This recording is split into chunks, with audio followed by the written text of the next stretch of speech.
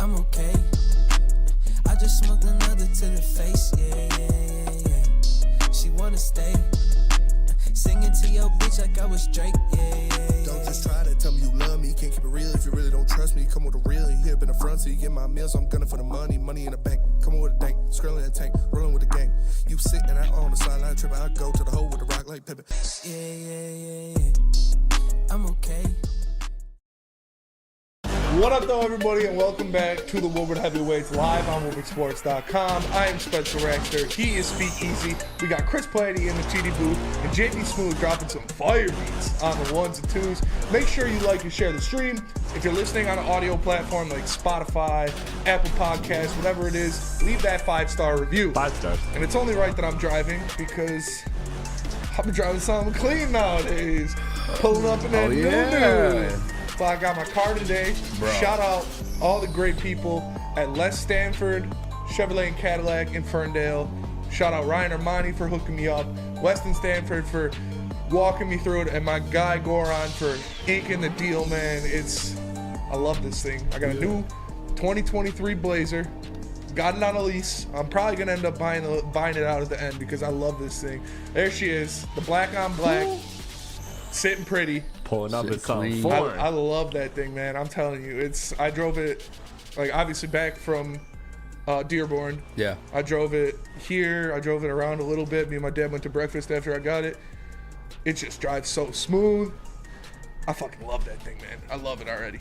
I've always, you know me, I'm kind of like, I don't even know the word for it, but like I don't care too much about shoes. I think they look nice. Yeah. Don't care to like go out there and purchase like the hottest ones. I used to be the same way with cars too. Like don't care that the nicest car. Just give me something that gets me from A to B. Mm-hmm. Then I got my 2018, and back then I got my 2018 lease on the Jeep, Grand Cherokee, fully loaded. Like, you pull up a little bit different. Bro, you know what I'm saying? feel You pull a up a little bit different. Walking around a little chest puff. Yeah. Now I'm looking at cars I'm driving by like that. Yeah. Like where'd you pull up the gas station, like realizing how young you are and like something nice like that. Hell like, yeah, bro. bro. You know what I'm saying? Like this is me. It's a nice ride, man. This is me right here. Nice ride. Again, shout out to everybody at Les Stanford in Dearborn hooking me up. Weston Stanford, my guy Goran, and of course Ryan Ermanni for getting everything moving. It's awesome. I'm so happy with it. Love it. Hopefully like I said, I'll probably end up buying it out at the end of the lease because I already know I'm in love with that thing. I'm gonna get it tinted out. Shout out my boy Trill Will. He's about to tint out the windows.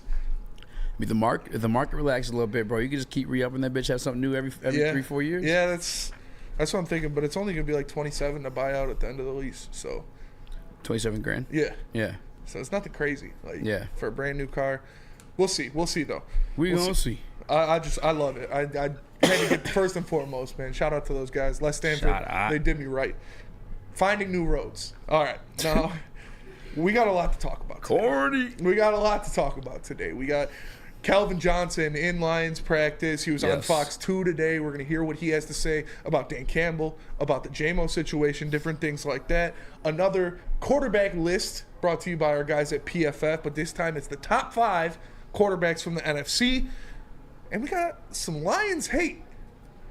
A YouTuber named Mason Dodd. Hating on the Lions a little bit. We're gonna break down some of his takes. Be my guy Mason, man. We're gonna break down some of his takes on him. He might not like what I got to say. That's all I'm saying. And we got some Pistons news. Apparently, Pistons throwing around the bag, but people don't want to hear it. Just saying. Both times we broke down his articles last week. The other one was like, dismissed the 3 finalists. Yeah. I was like, that doesn't really make too much sense. And then the other one was like, after not landing number 1, they decided not to pursue the best coach in the market. Like that also didn't make sense to me. But we'll talk about that. We got some more information on that one. And next up, this is a game I am 1,000% going to this year. I'm so happy this is happening. Obviously, I can drive up to East Lansing. I got the new whip. Shout out Les Stanford. Shout out. I could drive up to East Lansing and make some things happen to go to a game. But what better than having an MSU game at Ford Field? Oh, hell yeah! MSU and Penn State are going to be playing at Ford Field for senior night, Friday, November 24th. It's a good rivalry. MSU, see what they're looking like. It might be schwacking, but at least I can buy a bunch of beer there at Ford Field and enjoy myself. But I think that's so cool, man. It's going to be obviously a tough season for MSU this year, all things considered. But it'll be cool to be able to go down there and check them out at Ford Field. That's pretty cool. Like you said, though, hard to get excited about it. Yeah, I got to see what Michigan State's coming with this season. You know. Yeah, it's gonna be tough. It's gonna be tough. I think we'll see what the offense looks like, but they got pieces. Even though they lost their best piece, Yeah. they got some pieces on the outside. They'll be able to spread the ball around a little bit. We'll see. I got some funny NFL news. Yeah, you got. What's your funny Just NFL right on news? par. I didn't get to this one. It's really not like too much to send to Chris. Maybe because send the actual tweet, but from ML Football, the Commanders had their trademark application denied due to the fact that somebody had already had a pending one existing. For the Commanders? Yeah. Dude, that's smart as fuck. I remember hearing about that, like, Yeah. when they first were like, They said like these four we're names. not going to be the Redskins anymore. Yeah. Somebody bought a shit ton of, like, Yeah. anything they could possibly Everyone was have doing done. it. They were just buying. That's smart, man. It is New smart. ownership, hold them by the nuts. You're going to pay me. I need season tickets. I need a box. I need $2 million. And then you can have your name. They give you Kentucky Fried Chicken box. Yeah, literally. Here's a box. I would ask for season tickets for life Yeah. and a cool M bar. And then you can get your name back. M-Bar, what's that? $1 million.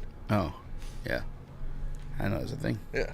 That's what those would be my asking prices. I mean, and honestly, like, I'm so confused how this is still a situation they're dealing with when, like, you already rolled out the name and everything like that. You think that stuff would have been in place before you kind of committed to the Commanders Yeah. and or the logo or whichever it is. You know, I don't know what the trademark's for specifically, but what are we doing? And this is just another Dan Snyder move.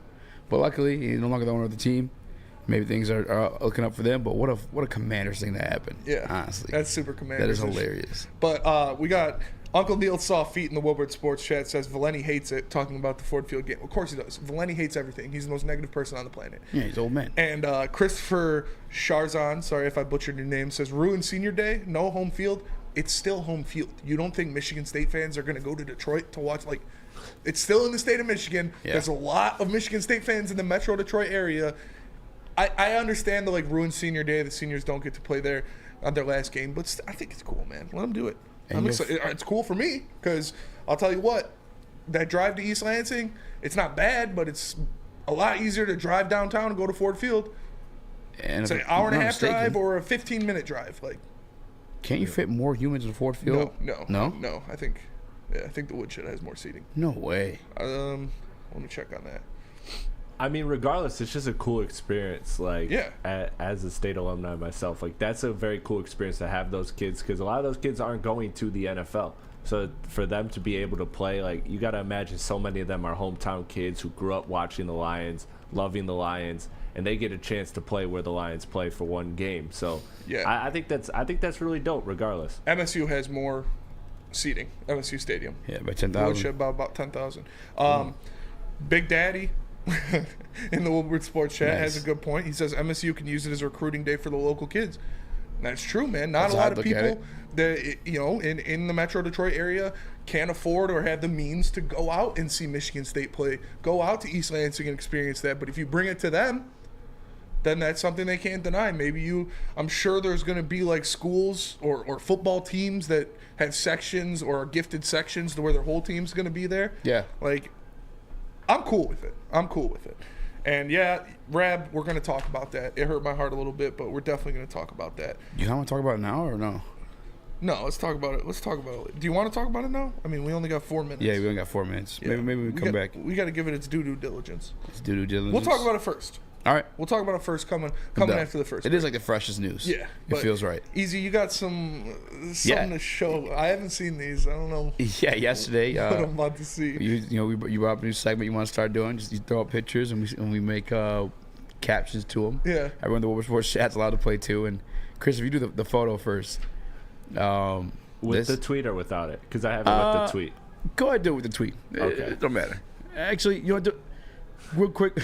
Oh my God, dude. Switch it to without it real quick, because I want to see what Spinny captures this thing. What the fuck? All right, hold on. It's gonna take me a second here. All right, well, I'll read this. What is then. what? Is it cool if I read it then? Yeah. All I right. heard- This photograph was taken around 1885 to 1886. It showcases Ella Harper. Harper suffered from a highly uncommon medical condition called, not saying that, I'm not saying that either, which caused her knees to bend in the opposite direction. As a result, she found it more comfortable on all fours. In 1886, Harper joined the circus as a performer. She earned a reported $200 per week. Hell yeah. The same as Spinny and Eazy, with equivalent to $6,500 today's currency.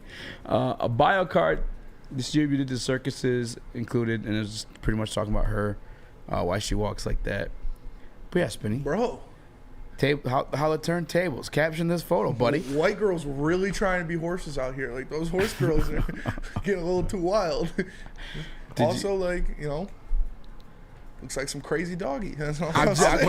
That's where my mind went. That's some crazy doggy. That's all I'm saying. Shawty probably got that wet. That's what I was going to say. Is it upward dog? Yeah. How's that work?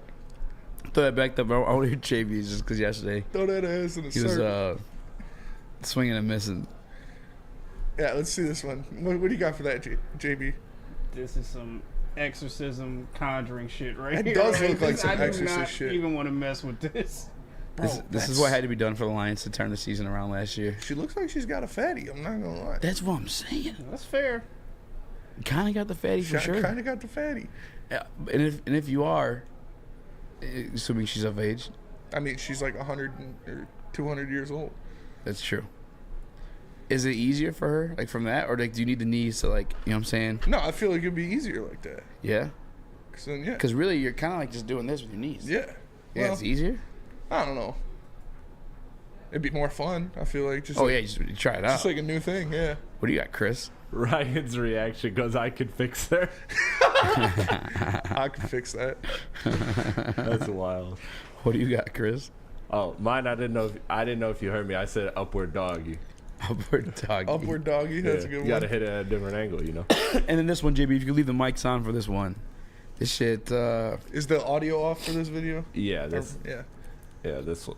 All right. What is this? I seen. And I'm feeling So here is Oh fuck. good.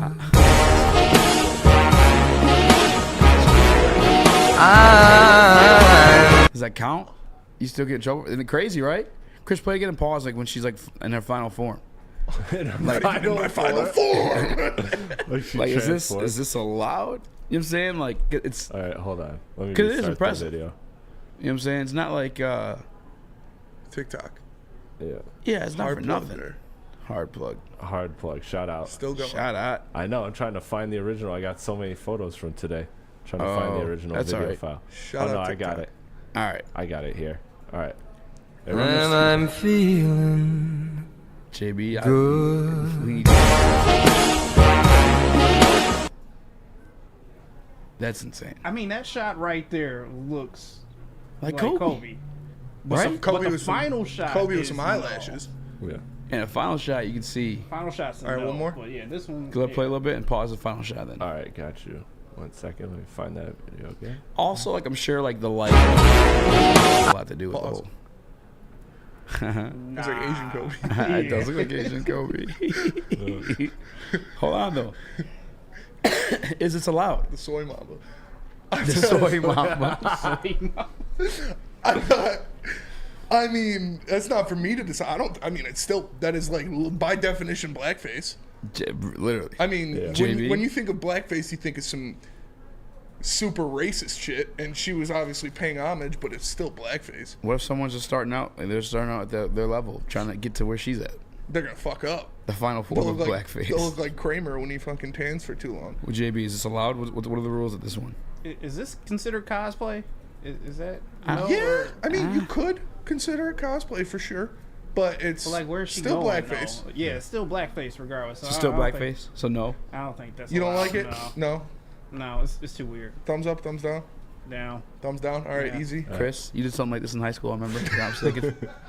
Stop. We're not doing that. My We're friend. not doing that. You were a little boy in eighth I grade. could not believe that photo of Drake was real when Push dropped the diss track. With Yeah, the- that's with the actually blackface. wild. We That was exposed my wild. friend because our colors were orange and black for my high school. no. And like during Spirit Day or No. Spirit Week, at the end of Spirit Week, it's like orange and black day, and the seniors did a blackout to where everybody wore all black, and he painted his face black. Can you find his picture? Yeah, I'll try to find it. Darius used it as his fantasy picture last year. He's like looking right in the camera. It's so funny. But yeah, it's I don't know. I don't know. I'm not the one. I mean, it's a very well done blackface, but it's still blackface. Yeah. Yeah. Like, she didn't have any, like, malicious intentions behind it. That's why I'm conflicted. Like, I think it's cool. It's cool. It's very Is it cool, JB, or no? I mean, it started off cool, but then, like I said, the end results, that end picture, I was like, oh, you were, like, far off from Kobe. Yeah. I mean, she looked pretty good. Like, I mean, that's pretty good. She turned out it was a pretty woman. good, you know. The best she could have done, I feel like. Soy Bryant. well, So there's that. But, I don't know. I'm not the deciding vote on that one. JB gave it a thumbs down. Eazy gave it a thumbs down, so. I don't know where I'm at. Eazy gave it a middle thumb. Yeah. Half of Eazy likes to, half of them doesn't. Well, she might need some insurance for social media platforms before they get taken down if it is deemed blackface. She might, and I know a guy. You know a guy. If you have backward knees and needs insurance, She needs insurance too. All right. If your girlfriend looks like that, you might want to insure with Mark over at Swiss Insurance. Hit up my guy Mark over at Swiss Insurance. That's Mark at SwissINS.com for your personal, your business, especially business. That's Mark's specialty right there. But make sure you guys hit up my guy Mark at SwissINS.com. This is Woodward Heavyweights. We'll be right back. We don't like to brag that we are the toughest sports network in Detroit, but we do have a guy named Darren McCarty on our side. Woodward Sports. The sports marketing agency would not be who we are without great community partners like Higuera Health and Carol Zaniga. It's an awesome opportunity to partner with your organization. Higuera Health is a comprehensive behavioral health organization. We serve children through older adults with mental health, substance use, and developmental disabilities across Western Wayne counties, and really excited to now be in downriver communities as well. Give us a call at 734-458-4601. Can't get enough Woodward Sports content? Head over to woodwardsports.com right now for up-to-date sports articles and great entertainment news. We have the best writers, bloggers, and coverage all at your fingertips. Head to woodwardsports.com right now to experience all Woodward. Hello, everybody, and welcome back to the Woodward Heavyweights live on woodwardsports.com. Make sure you like and share the stream. If you're listening on the audio platform, leave a 5-star review. You know who we are. I just told you. But we appreciate you tapping in with us. So we broke down the show a little bit, had a couple funny things in the intro. But one thing that has kind of presented itself today, some breaking news, if you will, was about the Pistons head coaching search. And one hot name on the market, Hot name. Monty Williams, who was fired from his job at the Phoenix Suns. Original reports were, all right, Chris, the report is, this is from Mark Stein, the Pistons, after losing the lottery, made a big money offer to former Suns head coach Monty Williams. The offer was unsuccessful. Shout out our guys over at Bully Ball. Shout out our guys over at Bully Ball. But this is something that originally what was reported is if the Pistons landed the number 1 overall pick, they were going to aggressively pursue Monty Williams. And since they didn't, they kind of backed off. But now we have reports saying they offered him a bag, excuse me, and he turned it down. Mm-hmm. They offered him a fat contract, and he turned it down. I have seen reports out there from other people, James Edwards III, other people in the NBA community, saying both Monty and Bud want to take a year off, be with the family, kind of rest and recuperate. Yeah. But the Pistons are out here throwing a bag at a coach. A big money offer, quote unquote, and he turned it down. How does that make you feel as a Pistons fan? How does that make you feel as a Detroiter? As someone who wants his team to succeed? What does that mean for the franchise?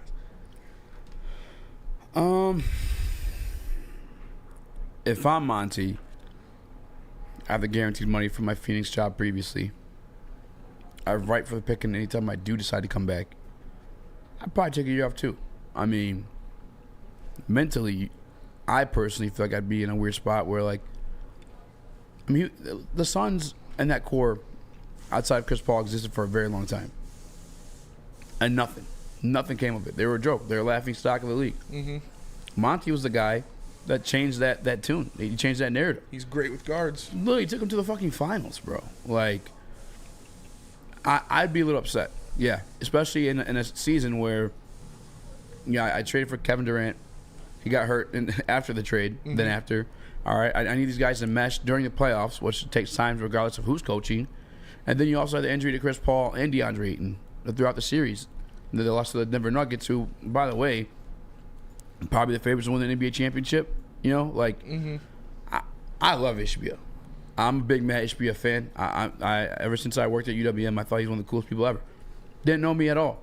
Sat down, had lunch with me and a couple other people. Like, I had lunch with a billionaire. Yeah. You know what I'm saying? Like, not everybody can say that. not everybody can say that. Yeah. And it wasn't like scheduled. He literally just popped up at the table like, "What's up? Who are you? Tell me about you." Blah blah.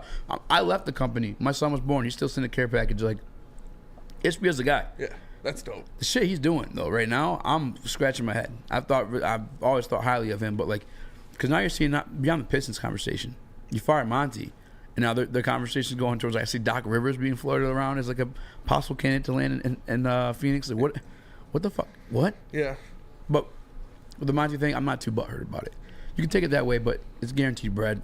You kind of mind fucked from like just having so much success. Yeah. Due to the hands of you, and obviously good team too. But I agree. Jam too. I agree.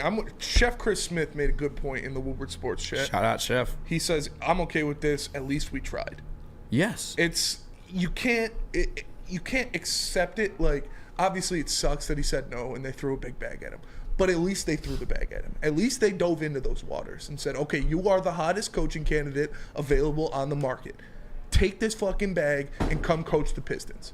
Now, it ended up not working out because we'll see. Reports are that he is more than likely going to take a year off, chill with his family. Now, if he accepts another coaching position, then I can be a little butthurt. Then I'll be a little upset about it. But if he just chills for a year, at least they tried. At least they kicked the tires. They threw the bag at him. He said no. You know, the guys are, like you said, he's got a guaranteed contract. And NBA and NFL head coaches are guaranteed contracts. Yeah. So if they get fired, they're still getting that cheddar. Yeah. And wouldn't you like to be paid tens of millions of dollars a year to sit at your house and hang out with your kids? Yep. To go and chill on a beach like Cliff Kingsbury? Yeah. Went chilled on a beach With a in Cabo baddie. with a baddie, and he's getting paid millions of dollars. Like, that sounds like a pretty good life to me, even if it is just for a year. Yeah. So you can't be too mad about it. At least they kicked the tires. At least they tried to get him in here, because it would have been a great fit. He is a great cultivator of guards. Everywhere he's gone, the guard talent has flourished. And just because he said no to this bag, it's not a sign that, the Pistons are doomed. Everything's doom and gloom. You know, terrible franchise. No. They tried to make it happen. They did everything in their power to make it happen, and he said no. Like, lots of money. Yes. You were paid handsomely to be an NBA whatever, but especially head coach. But he has 5 kids. It's a very demanding job. You're constantly on the road. Like, you as a father, like, you want to. I'm 100% taking that year off and giving some dedication to my kids. Want to be around them. Want to be part of their life. Like, I just listened to Chauncey Billups on All the Smoke podcast, and they were kind of talking about, like, his daughters. I think one's working with is the Trailblazers or somebody else. She's working with an NBA franchise, and she's got a doctorate and everything. And the other one's just graduating from UCLA or USC too with the same situation. And he's like, I have to honestly give all credit to my wife because I wasn't around. And it hurts, but I tried to give as much as I could, to let them know that I was a father. But you're not around as much, and that's the same kind of schedule that Monty Williams was on. So yeah, I'm taking that year off. Not offended as a Pistons fan at all. By the way, I think we should clear the slate for a little bit of conversation we had about Tom Gores last week, thinking like, is he holding Troy Weaver back? Yeah, because that's the way I was looking at the whole conversation. Like, I don't want to say that he turned down the 3 candidates. I don't want to say that, cause first of all, and it said like, yeah, no, they're no longer pursuing Monty because they didn't get number 1. That makes zero fucking sense. You still pursue Monty regardless, no matter what. Yeah. So I'm glad to hear that part wasn't true, and I'm also glad to hear other rumors too about them still pursuing the 3 candidates. Like, there's still going to be meetings. They weren't just turned down and said, we don't want these guys. Yeah, and Honolulu Blue Sparty says not concerned at all, Spenny, with ownership and GM. I'm not saying that. Like, I'm less concerned now that I know they at least threw the bag. I was really pissed off when the original report came out that said just because they didn't get number 1, they're not going to pursue Monty Williams. I was like, what the fuck does that mean? Like, you don't get a coach based on the talent you get. You get a coach if you think he's a good coach. And now that I know they made the effort and they threw the bag at him and he said no, I can stomach that at least. This is still a monumental offseason for the Detroit Pistons Troy Weaver and Tom Gores to see what happens. So I'm not saying they're just off the hook and everything's sunshine and rainbows, and I'm not there yet, but I'm not as mad as I was with the original reports of the Monty Williams situation. This is, at least they tried to get their guy. It didn't happen. What else can you do? You got to move on. You got to go with different guys. Young Chris? And that is my one and only issue. I agree with everything both of you said so far, about, especially about Monty being able to take the year off and spend time with family, and I would be offended if he ended up choosing another job, but there's nothing wrong with that. At least the Pistons tried. Give them all that credit. But it does go back a little bit to me with the Gores and Weaver thing of stepping on Weaver's toes, and I get it that Weaver started this coaching search before Monty Williams was available, but a lot of people around the league kind of knew that if Ishbia and the Suns were to go out in the first or second round, that Monty was going to be gone. So that's why you always wait, because the best way to put this in the NBA, it's different than the NFL. The playoffs set up the offseason, and that's for everything. For the player movement, you never know which stars are going to be available. Joel Embiid's out in the second round, and now all of a sudden there's conversations about him. Things change so fast, and it's the same with coaches. So I can't hold Tom Gores for trying to get Monty, and I believe that's probably why, if I'm connecting the dots, why he rejected or turned down or whatever happened with that one meeting, as he wanted to pursue Monty and did. But I still just don't like the idea of him stepping into Troy Weaver's job and doing Troy Weaver's job. But I do appreciate that he wants to get the best coach on the market and is willing to pay whatever. There's no salary cap for coaches. So I'm good with that part of it. But the Gores Weaver thing is still just... And we have a little bit of more information on that as well. Rita says Collins isn't a finalist anymore. Yes. It's between Charles Lee and Ali. Can you throw that tweet up as well? You want to come back from break? Before we go to break. Oh. I mean, we can... I don't think we can do a whole I only segment grabbed the on one this. saying that Kevin Ali is the expected, but not that one about Ali. Okay. Yeah. But I'll grab that. They made Give it. me a second. No, it's fine. We'll probably be done. I want with to say this real quick too. I honestly don't think there's any owner that's not involved in these interviews. Yeah. Oh, for sure. Every owner, it's your team. Like, you're involved in the interview process. I don't care who you have for GM. You're sitting down and having a discussion with the guys, head coach your franchise. Yeah.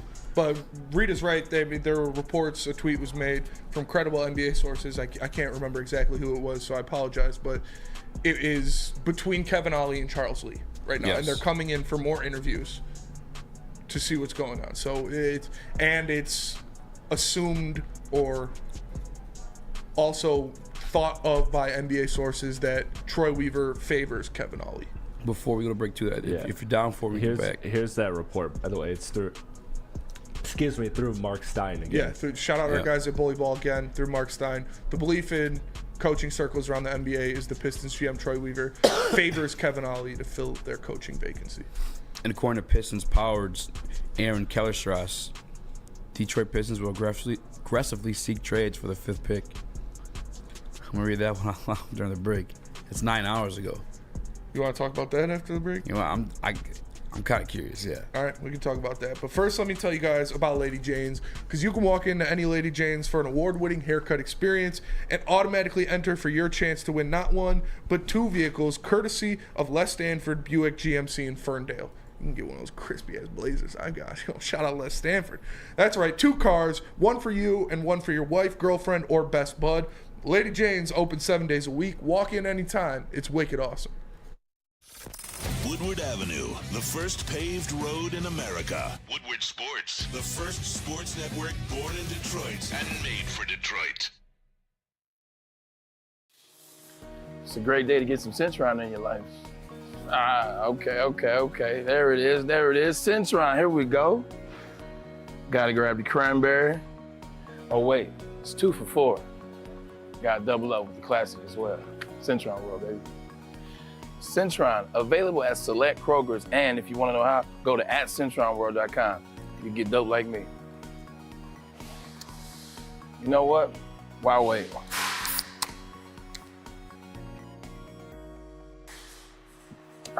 Great taste, guaranteed.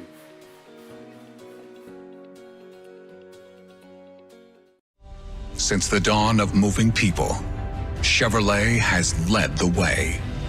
The world of transportation is changing. At Feldman Chevrolet, we are leading the charge forward. With every electric vehicle, every mile traveled, one Feldman at a time. The company that puts more Chevys on Michigan roads is now the #1 name for Chevy electric vehicles. We are the network for Detroit by Detroiters. Welcome to the Woodward Sports Network. What up, though, everybody, and welcome back to the Woodward Heavyweights live on woodwardsports.com. Make sure you like and share the stream. If you're listening on an audio platform, Spotify, Apple Podcasts, whatever it is, leave a 5-star review. 5-star. 1, 2, 3, 4, 5-star review.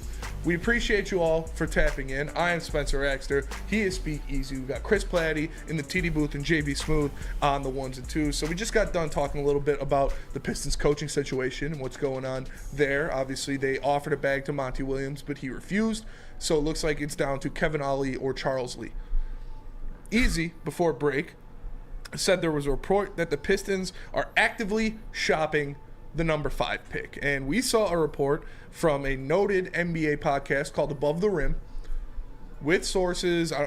I'm not sure how credible of a source it is, but it was said on that podcast that the Pistons would trade the #5 pick for DeAndre Ayton. That shit, no. Like, if that happens, I'm fucking off the bus immediately. Yeah. If the Pistons trade the #5 pick for DeAndre Ayton, I'm burning this shirt. I'm burning this shirt. I'll do it on live stream. Like, I can't fathom that happening.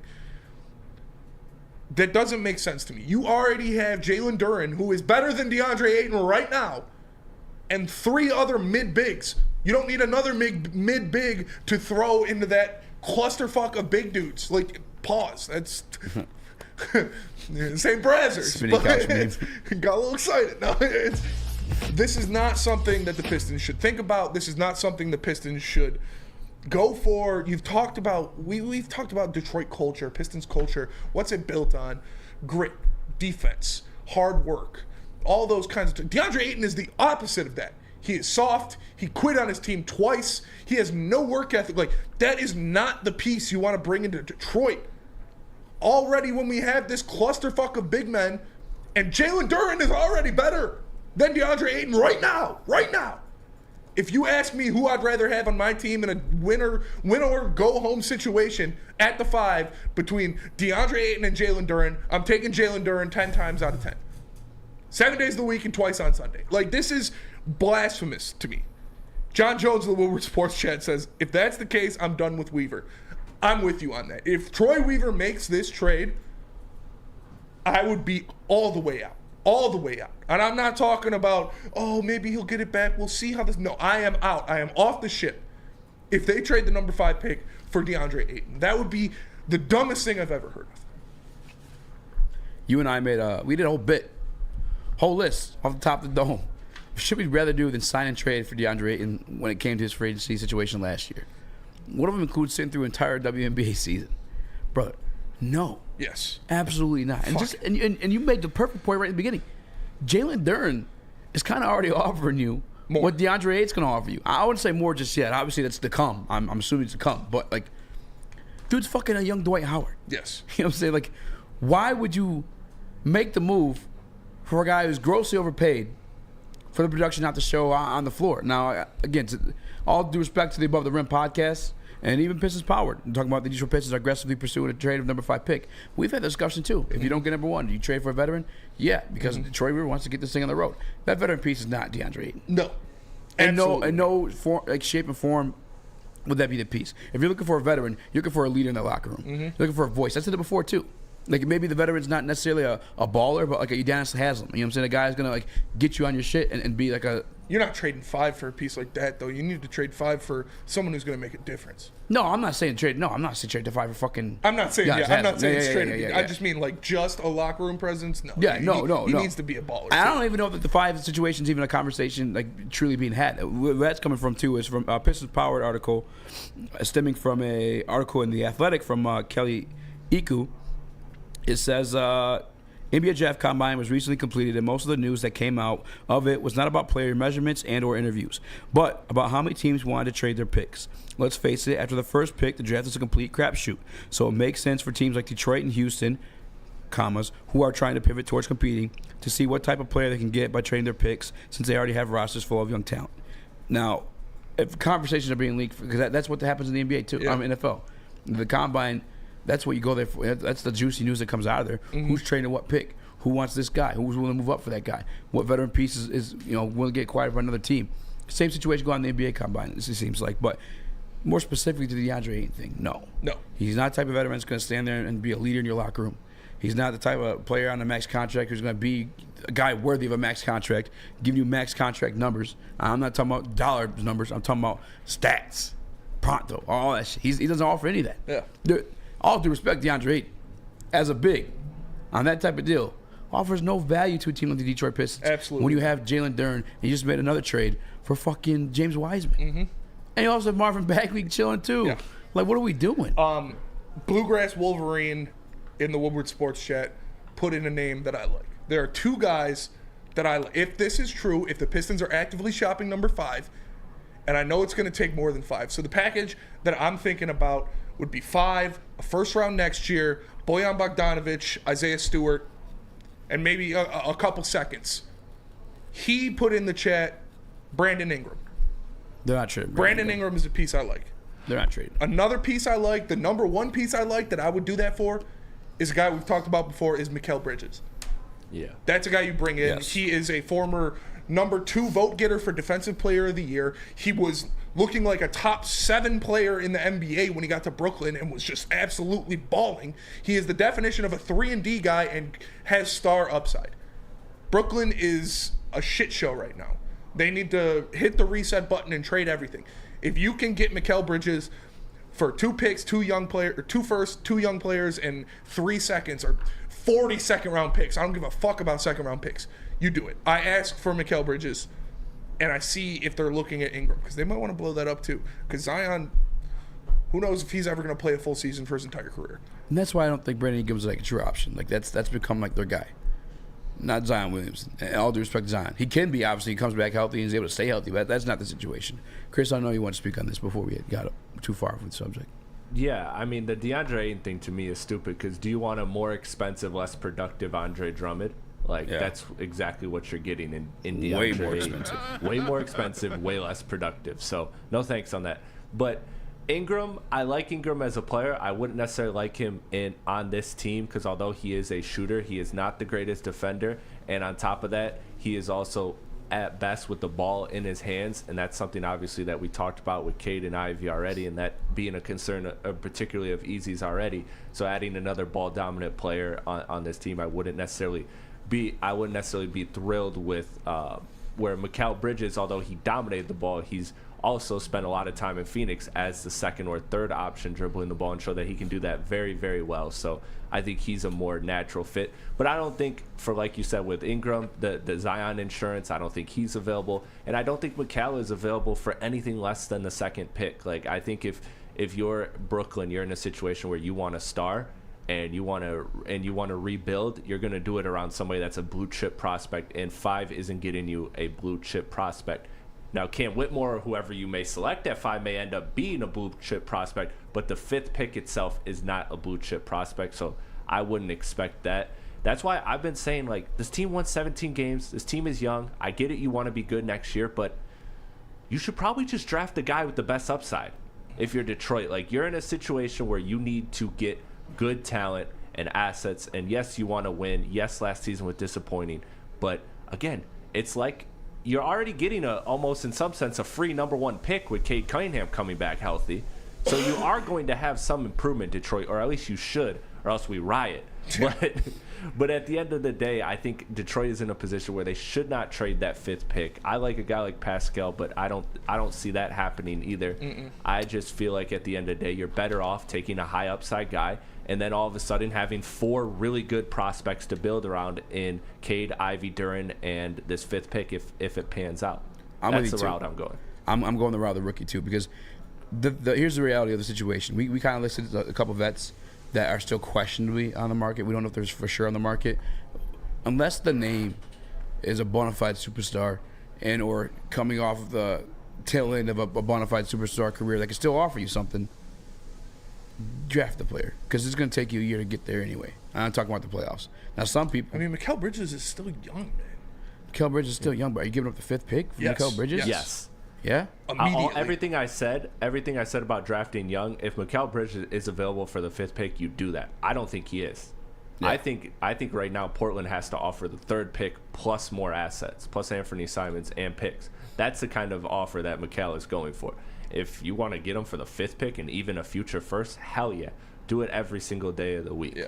Yeah, I don't feel that way about Mikal Bridges. I like Mikal Bridges a lot, but I'd rather ride out with a Cam Whitmore.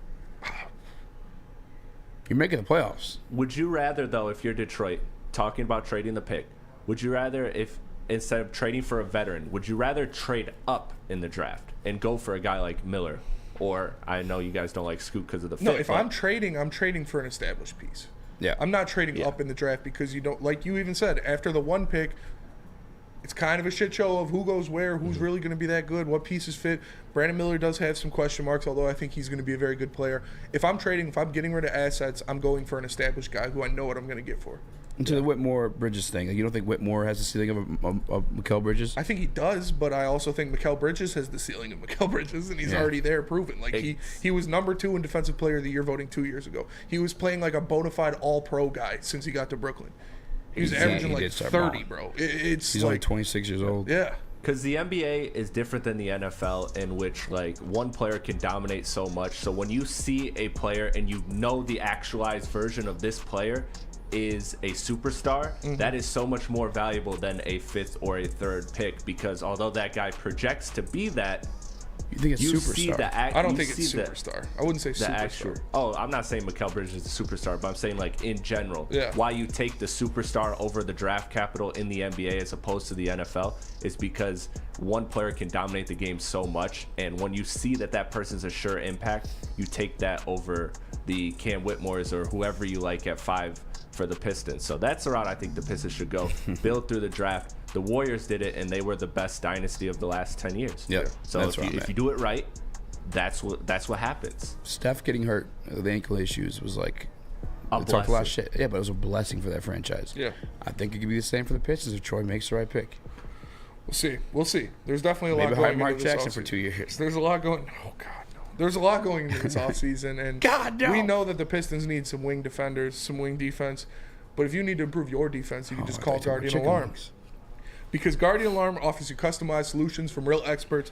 Their professional technicians take the time to recommend security and automation solutions specific to your needs. They also have 24/7 professional monitoring. You can call them anytime, day or night, and know a Guardian Alarm team member will stay on the phone as long as needed. And of course, they have technology backed by people. Your safety and security deserves technology that's been proven to work and people who have been proven to care. So call them at 1-800. Stay out. That's 1-800. Stay out. Right now, and let them know Woodward Sports sent you.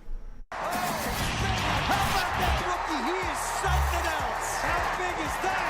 of Detroit's sports teams live on Woodward. All of Detroit's sports coverage lives on Woodward Sports. Driving the best in Detroit sports coverage. Introducing the Planet Fitness Guide to getting that post-workout glow. Step 1. What's your why? More epic energy? Better sleep? Blow off steam? Step 2. Join Planet Fitness for just $10 a month and get moving in our clean and spacious clubs. Step 3. Bask in that post-workout glow. Join Planet Fitness today for just $10 a month. Join today at any of the 50-plus Detroit area locations. You have an opinion? Make sure it's seen and heard. Jumper! Tweet us, hop on the YouTube chat, slide in the DMS at Woodward Sports on all social media. What up, though, everybody, and welcome back to the Woodward Heavyweights live on woodwardsports.com. Make sure you like and share the stream. If you're listening on audio platforms, leave a 5-star review. We just got done talking about what the Pistons are going to do with their coaching staff, what the Pistons are going to do with the number 5 pick. Are they going to move it? Are they going to keep it? How are you feeling?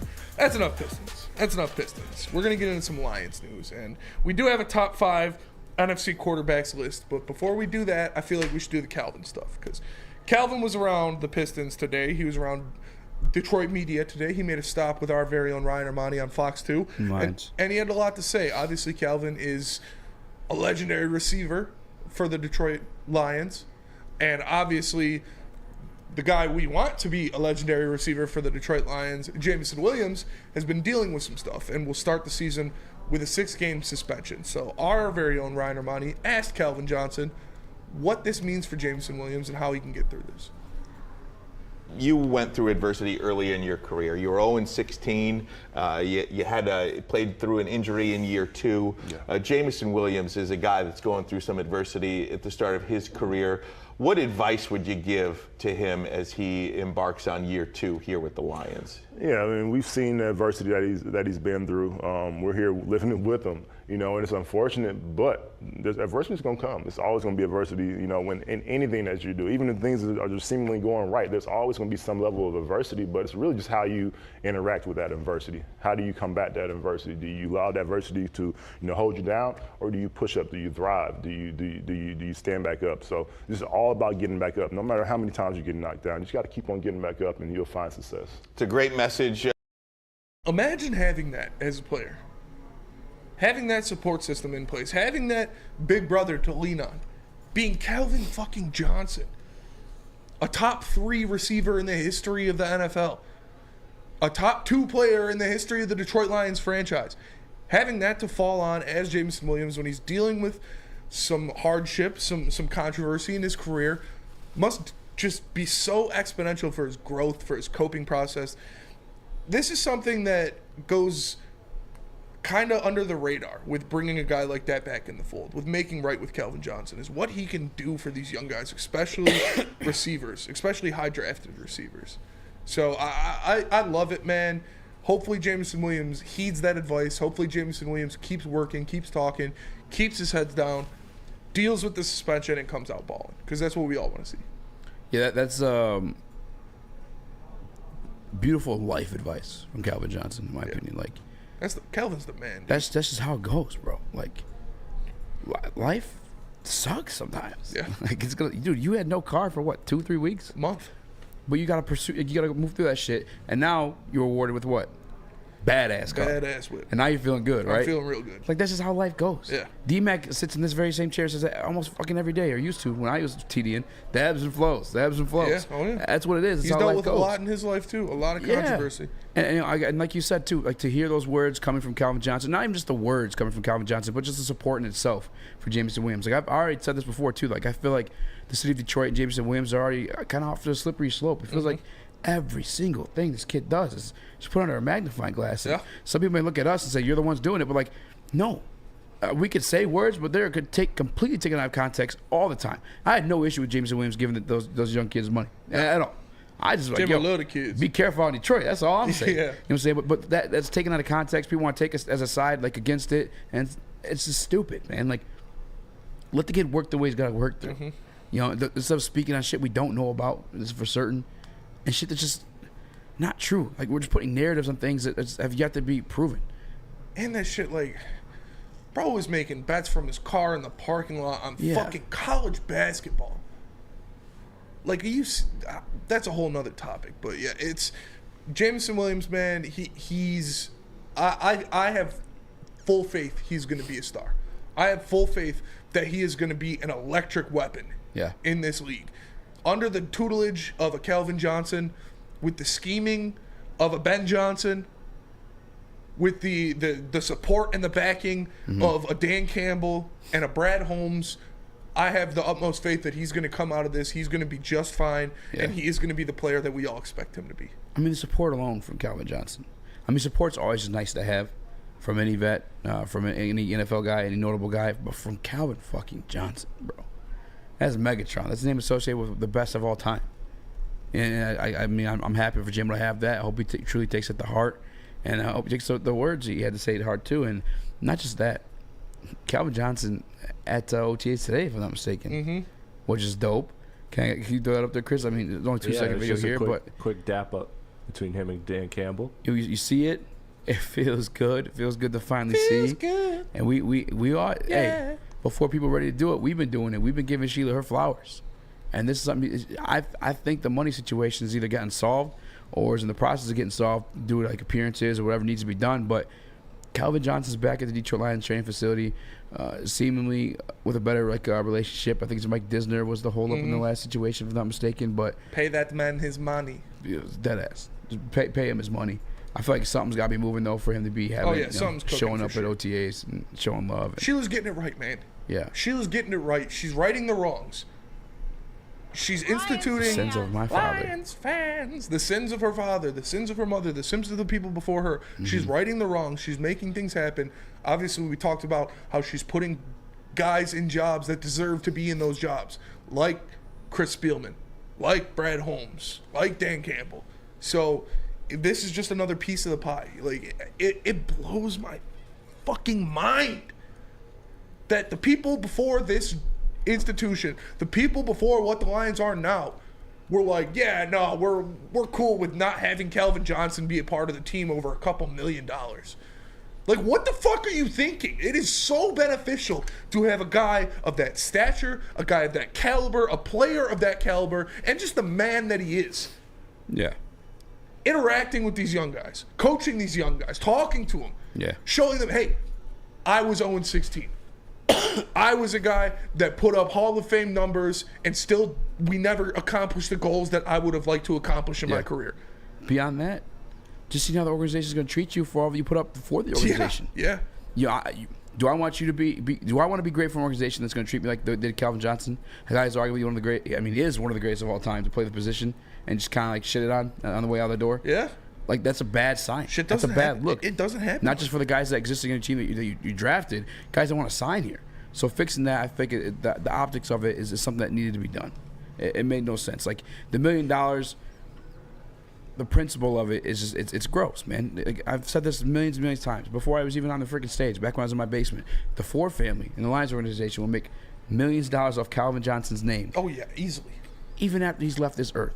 Signatures, jerseys. Yes, bobbleheads, all that shit. Like, just because of what he's meant to that franchise, what he's brought to that franchise. So it makes no sense not to pay him that money. And like I've already said, I think something's getting worked out here, because you see him at training camp.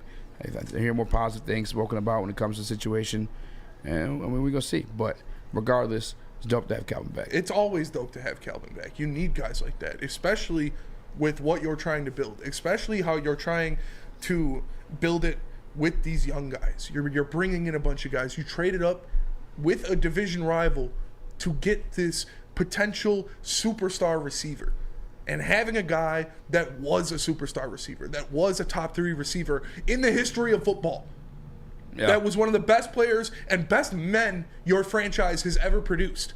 Having him back in the fold is a just unlimited bounty of knowledge and growth for a guy like Jameson Williams. And to Calvin Johnson's very own words, I think it's more beneficial to the Detroit Lions as a defensive backs coach and a receivers coach, because, like, you can't just teach these receivers to be Calvin Johnson. Like, that is a 6'5" human being who ran, 4.36, 4.26. I mean, I don't remember what it was specifically. He's a freak, dude. Freak. Like, you can't teach that to a wide receiver. You can't, like, this is what I did. But, like, bro, no one's fucking doing what you did. That's why you're you. But you can teach them how to be a defensive backs.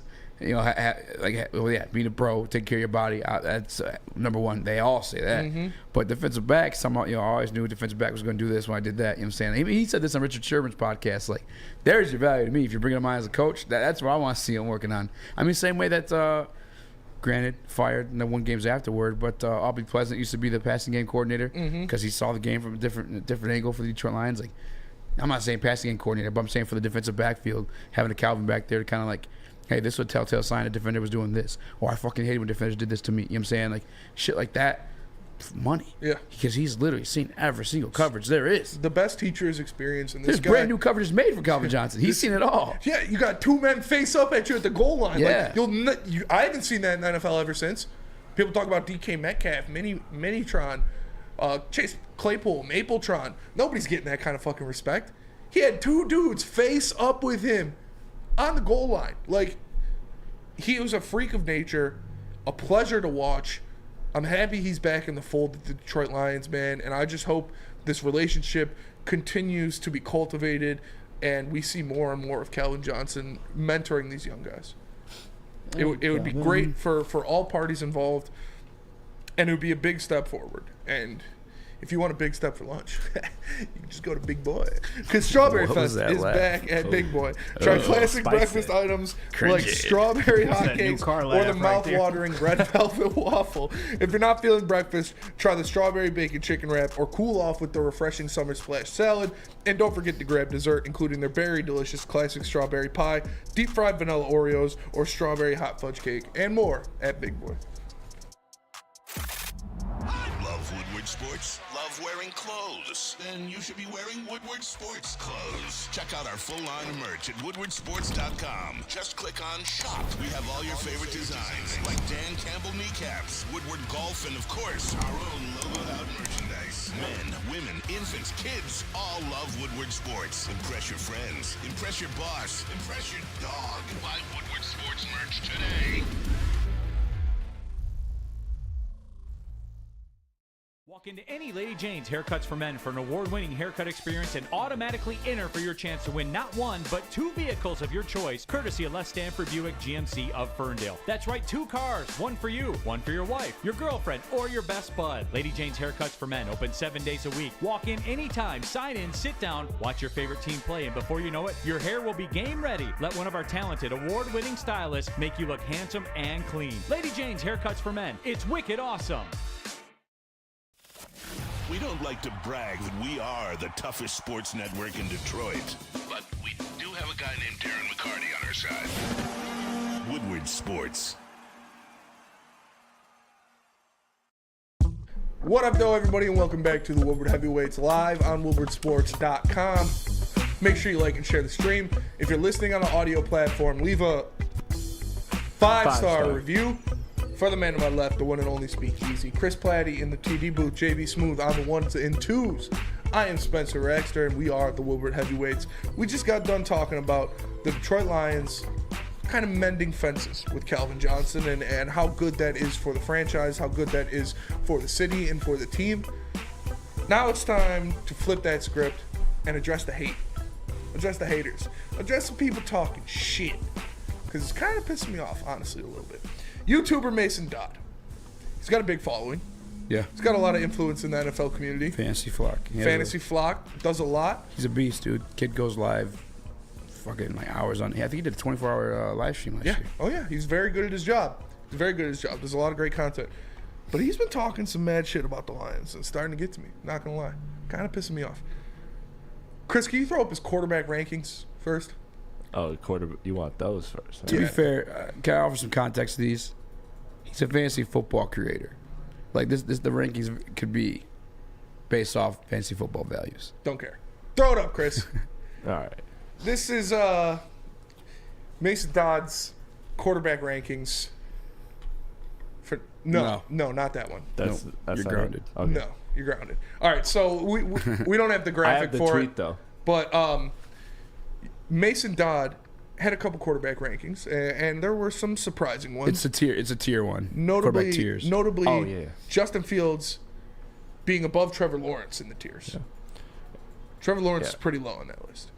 It's a little blurry, but I do have it. It's this one. Okay, here it is. Yeah. It is a little blurry, but you can see some names on there, and you can see that Trevor Lawrence and Deshaun Watson are in the C tier, while Justin Fields is in the B tier with Joe Burrow and Justin Herbert. And then you have Anthony Richardson in the D tier, and in the E tier, first of the E tier is Trey Lance, and then Aaron Rodgers, and then Jared Goff. So you know our feelings about Jared Goff and what he is as a player. Even in fantasy standards, these are pretty rough. Even in fantasy standards, those are pretty rough. These are to have Trevor Lawrence under this is just ridiculous to me. Get that off my screen. Get it off my screen. That is disgusting. And then he's made some other comments. He broke down the Lions' schedule for next year. This is where we got some beef. Did his wins and losses. What he thinks is going to happen. How he thinks the Lions are going to fend. He has the Detroit Lions going 6-11 next season, getting swept by the Packers. Yeah. Losing both games to Green Bay and going 6-11. Like, if you don't know shit about this team, don't say shit about this team. Yeah. Because you obviously don't know the improvements this team has made. He's probably looking at the draft like, what's his nuts, Vic, whatever, and like, I don't like the draft. This team's not going to be good. this is I can understand not being as high on the Lions as some of us or some other national media entities are, but saying they're going to go 6-11 and get swept by the Green Bay Packers is that does not make sense. Thank you. It's blasphemous. It's Chewbacca defense. I don't get it. Well, do you have the tweet of him calling out Lions fans? Yes. After being attacked, can you throw that one up? Yeah. Because this is where, and I like Mason. Okay, I partake with Mason making content. Mason was booming in quarantine. That's where he blew up. And shout out my other guy too, Nick from Big Dogs Gotta Eat. He's the one you guys really should tap in with. But the most irrational, top 5 most irrational fan bases. He has the Detroit Lions is number 1. Dog. Irrational because you said the team that would go 6-11. And you, by the way, like, you're one of the only people saying the team goes 6-11. It's not the Lions fan base that has them winning these football games. It's also national media. Yes. It's also based upon the fact they won 9 games last year, It's too. also Las Vegas. Yeah, it's not. Yeah, it's also Vegas. Like, to say a fan base is irrational because you have a hot take is wild. Do we have the video of him actually predicting the schedule? No. No? We don't have that one? Are we allowed to play that or no? Yeah, we should probably be able to play Can you download that, Chris? Because I think that will give the context, because he gives context to like why he thinks each team's going to win, why each team's going to lose, or why the Detroit Lions win and lose. But at the end of the day, 6-11, the games that he had, I'm a big shoe on the other foot guy. I'm going to try to understand every other standpoint, just because before I waste energy and getting mad about things. That's why the quarterback tier, I'm like, hey, give my guy a break. That's we work with fantasy football is like that's the type of content he's creating. But like the 6-11, and then when you get ridiculed for it, you follow it up with most irrational fan base, brother. You are the outlier in the situation. Like that'd be like, I don't even know, because you're also not even like. When I have the Jared Goff, I'm the outlier in the Jared Goff situation, it feels like at times, right? Yes. I have facts. I have numbers to like stand on. You're making a schedule prediction, right? And a 60-second video, if I'm not mistaken, because it's for TikTok or whatever short-form content you created it for. You're kind of like, yeah, I think this is going to happen. Oh, yeah, you know what I'm saying? That those aren't numbers-based. Those aren't history based, maybe a little bit, but it feels a little bit biased when we watch you make these picks, because either he doesn't have understanding of what this culture is here now with Detroit. Because I was even watching the stream a little bit with CJ GJ and David Montgomery, and David Montgomery spoke about like stepping into here and knowing what it was, what the culture was right away, and feeling like, damn, like this is it. But between that and also not recognizing the fact that the secondary got fucking bolstered like none other. Mm-hmm. And if I'm not mistaken, I'm pretty sure that he's a Ravens fan, so you should be well aware of Cam Sutton. You should be well aware of Evan Mosley. Not a lot of people are. Yeah. Emmanuel Mosley. Not a lot of people are. So I'll allow him to sleep on that one. But then CJ GJ, I can't allow you to sleep on that. And I'll allow me maybe sleep on Jerry Jacobs a little bit, because everybody's sleeping on Jerry Jacobs. But show my man some respect too. And Booner. Shout out Booner in the Woodward Sports chat. He says he has us going 1-5 in the NFC North. Yeah, that's insane. That is a joke, not a hot take. That is a joke. That is the dumbest shit I've ever heard. Like, I hear people, Brandon Katz, another known idiot, says all the teams in the NFC North got better. Well, the Vikings didn't. The Vikings got worse. Yeah. Packers probably got worse.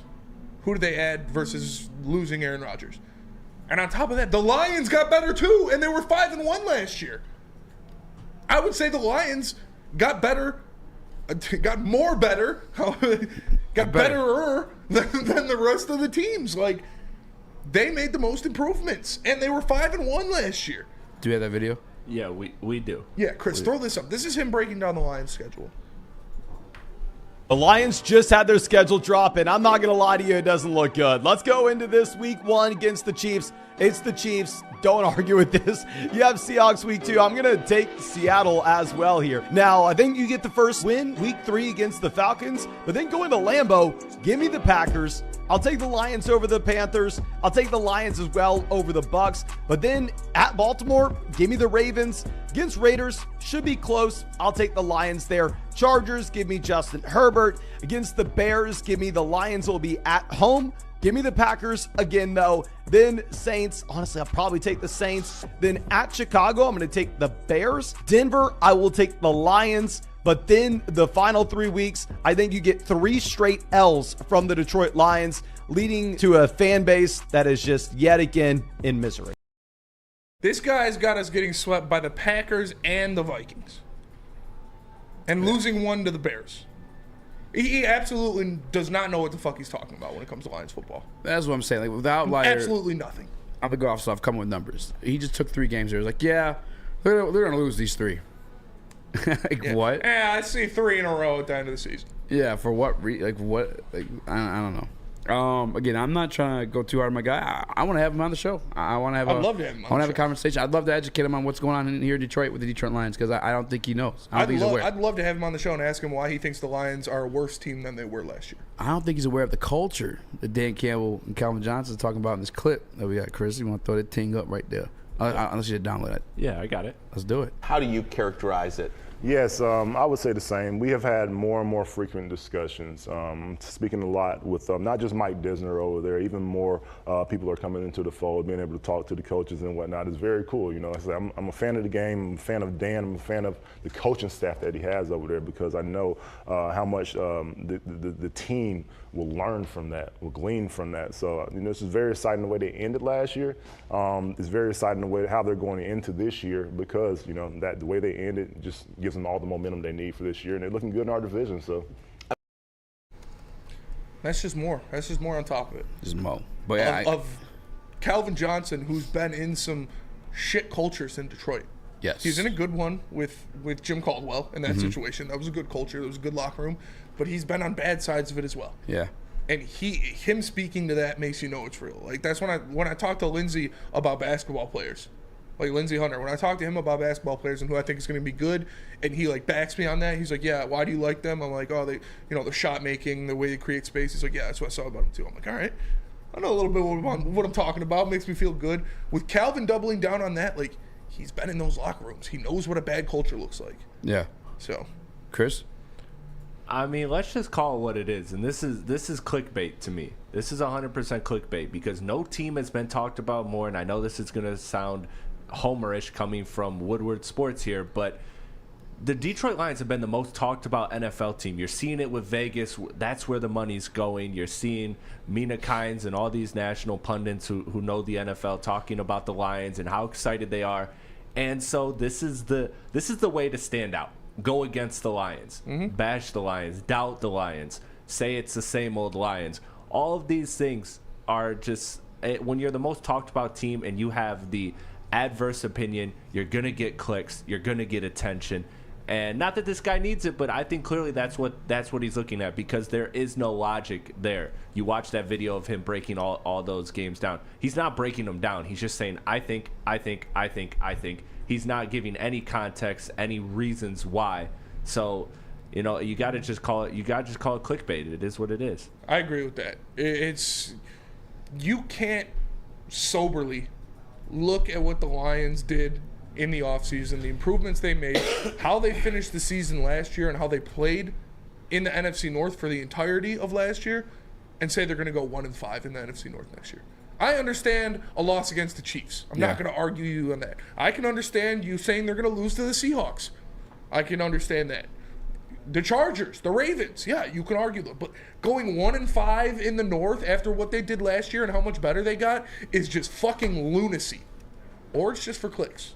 Or you're just trying to get your name out there. Or you're just trying to go against the grain and be Stephen A. and say something crazy so people I truly think he's it. Uneducated on the mat.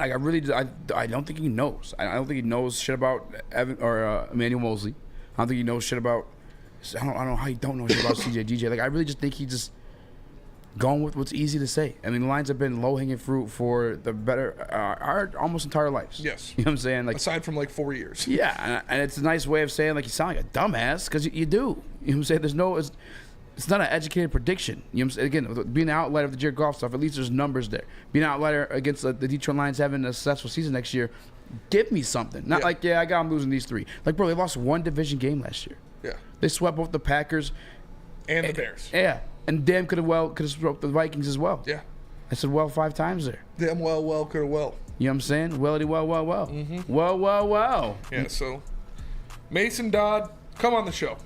Please come on the show. I want to hear you explain Yes. why you think the Lions will be 3 games worse than they were last year. Yes. And 4 games worse in the division after the additions they made to this team, after how much they got better. Yeah. And also, I need some explaining on these fantasy tiers. Yeah. I need some explaining on why you don't like How Trevor is Derek Lawrence. Carr in the bottom with Chris Olave and Michael Thomas coming back? Yeah. You have Kirk Cousins over him. That don't make no. I don't understand why you don't like Trevor How is Lawrence Anthony either. Richardson higher than Jared Goff? I don't understand that. In fantasy, I can see it.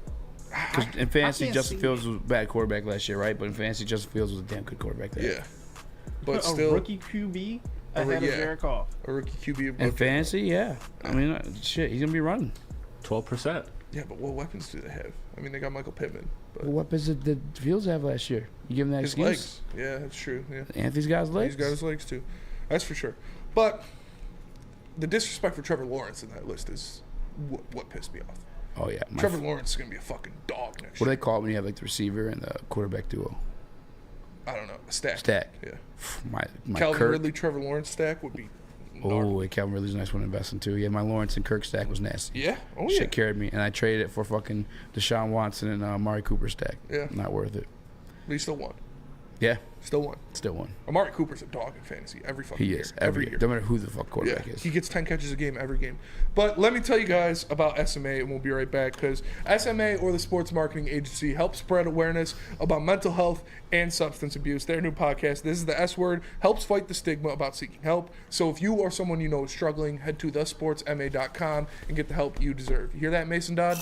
The only sports network in Detroit that starts with a W. You know, because we win. Woodward Sports, Detroit's winning sports network. By now you know me, Christina Gennari, as the obvious choice in real estate. And you know my website, soldchristina.com, as your #1 resource for buying or selling your home. Myself, along with my amazing staff, pride ourselves on making your home buying and selling experience a relaxing and easy one. Come see why we are the obvious choice. Christina Gennari at soldchristina.com, the obvious choice in real estate. You have an opinion? Make sure it's seen and heard. Corner, jumper. Tweet us, hop on the YouTube chat, slide in the DMS at Woodward Sports on all social media. What up, though, everybody, and welcome back to the Woodward Heavyweights live on woodwardsports.com. Make sure you like and share the stream. If you're listening on an audio platform like Spotify or Apple Podcasts, leave a 5-star review. 5 stars. For the man to my left, speak easy. Chris Platty in the TD booth, JV Smooth on the 1s and 2s. I'm Spencer Raxter, and we are the Woodward Heavyweights. We appreciate you all for tapping in. So we just got done roasting Mason Dodd a little bit. I thought it was pretty good. I thought it was a pretty good roast sesh. We're pretty nice. Yesterday, we did a lot of talk about quarterbacks because Mike Clay released his rankings. Adam Baydoun had some rankings of top 10 quarterbacks in the NFL. Mm-hmm. And PFF had some rankings as well. We got a new ranking from PFF. Still quarterbacks, but this time the top 5 quarterbacks in the NFC. Chris, Yep. can you throw it up? This time, throw it up? No. I got it. Number 1, Jalen Hurts. Nobody's going to argue that. Number 2, Kirk Cousins. Crazy. That's kind of wild. That's wild. Number 3, Rain Dakota Prescott. Number 4, Matt Stafford. And number 5, Derek Carr. So Goff has to be on this list. As much as we don't love Goff as the rest of people out there, or we're not gobblers, we keep it real. Easy more than me at some point. But I hate him. He's got to be on your list. He's got to be on your top 5 NFC quarterback list, which is insane because there are 8 great quarterbacks in the AFC. Yeah. And there's probably 3 in the NFC, but Goff's got to be on your top 5. He's better than Kirk Cousins. Which PFF guy did this? Sam Monsoon? Sam Monsoon. Yep. Brother. Well, no, I think he had Kirk ranked over Dak yesterday, didn't he? Yeah. Throw it up one more time, Chris. Throw it up. Watch it all fall out. Pull up. Pull up. That's how we ball out. I'm looking for consistency in this thing. Okay, did he have... So, okay. yeah. Jalen Hurts 1, Kirk Cousins 2, Dak Prescott 3, Stafford 4, Derek Carr 5. I think, for me, I'm keeping Hurts at 1, taking Cousins off the list. Yeah. Moving Dak up, and putting Goff at 3. So Dak's 2? Actually... What about Geno? Yeah, Geno's got to be on there, too. You want all right. Hurts 1. Hurts 1. Stafford 2. Stafford 2. Come on. If he can be healthy, I mean, dude, he's breaking down, man. So, all right. Based on the assumption of him staying healthy, he's a better quarterback. Based off of the assumption of him staying healthy. Stafford 2. Stafford 2. Number 3, that's where I get debatable. You can throw Dak or Goff. Goff 3. Yeah, the last 3, I don't care. It's between Goff, Carr, and Gino, and Dak. Yeah, it's 4 though. Yeah, I would put mine would be Jalen Hurts, Dak over Gino. Jalen Hurts, Matt Stafford, Jared Goff, Derek Carr, Dak Prescott. No, Derek Carr, Gino. Chris, I would go obviously Hurts 1. I'd go. I don't know who to go to. I'd probably honestly go with Gino. I liked him the best out of that cluster of quarterbacks last year, and I don't trust Stafford, so I'd put Gino 2, I'd put Goff 3, Dak 4, and Stafford 5. That's how I would do it, because Stafford does have the ability to easily look like number 2 on this list, but he also has the ability to look like number 7. People Pleaser makes a good point in the Woodward Sports chat. He says Dak, Goff, Gino, and Kirk can be interchanged, and that's true. Yeah, that's what I said. There is a clusterfuck at the bottom of Dak Prescott, Kirk Cousins, Geno Smith, Jared Goff, whoever you're feeling. I think Daniel Jones also. Daniel Jones. I think Jared Goff is in a better situation than a couple other those guys. Yeah, my original list heading into today's show was Gino. Hurts, Stafford, Goff, Carr, Smith. Hurts obviously number 1, coming off arguably MVP season. Had he not gone out 2 games injured, I think he wins MVP. Number 2, Stafford. All right, if you want to go with I think he's gonna get hurt, that's fair. I think he's gonna get hurt. Anybody can get hurt. Yes. That's fair. If we're going off his resume as a quarterback, he's number 2, if not number 1 on this list. Yeah. If we're can we be real? You're being mad disrespectful for my guy Stafford, Chris. No, but I'm not assuming he's getting hurt. I'm just assuming that he, kind of like Rodgers, is not the same player he was, even if he's healthy. I just think he's at that stage of his career. Maybe I'm wrong. Like I said, Stafford has the ability to look at B2 or 7 this year, and that's fine. That whole thing is a cluster. You had Gino at 2? I did, because I think with his weapons, he has a lot of good weapons. The weapons are nasty. And I had Goff, and I had Goff 3 for the same reason. Number 3? That's fair, but he is, people in the chat, he only did it for 1 year. Yeah. I mean, Jared Goff. Jared Goff's done it for at least 3 years. Yeah. That's fair. I'm not mad at Goff over Gino. Those two were in the same tier to me, and I slightly liked Gino's year better than Goff's year last year. So if I have to kind of go, and both teams improved in my opinion. So I'll have Gino 2 and Goff. Their 3. offense is going to be dirty for sure. They got a crazy trio of receivers. Yeah. It's an insane trio of Walker. receivers. Yeah, bro. Yeah. That's what and I'm Will saying. Dissly. It's going to be easy. Don't for sleep Gino. on Will Dissly. You know what? Time out. It's my boy. Chris, you're right. Gino's 3. Wow. If we're allowed to put Goff up there based off last year, then Gino absolutely deserves to be up there, because he also added JSN, another running back, and he already has DK Metcalf and Tyler Lockett. Yeah. They're going to have a great offense. Year 2 for those offensive linemen who played really, really well last year. You still think the Lions are going to win that game?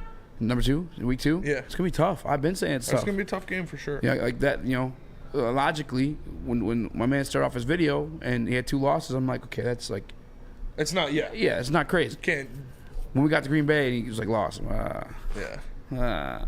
Also, though, not crazy, but the having us beat Denver, losing to the Saints, there's some weird ones in there.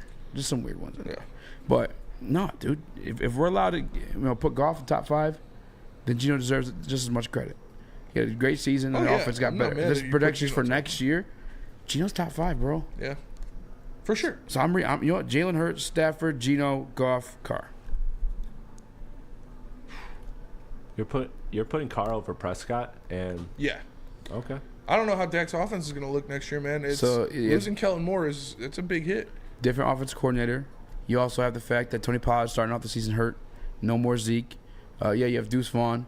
We don't know what he's going to be. Yeah, he's more of a gadget guy. Yeah.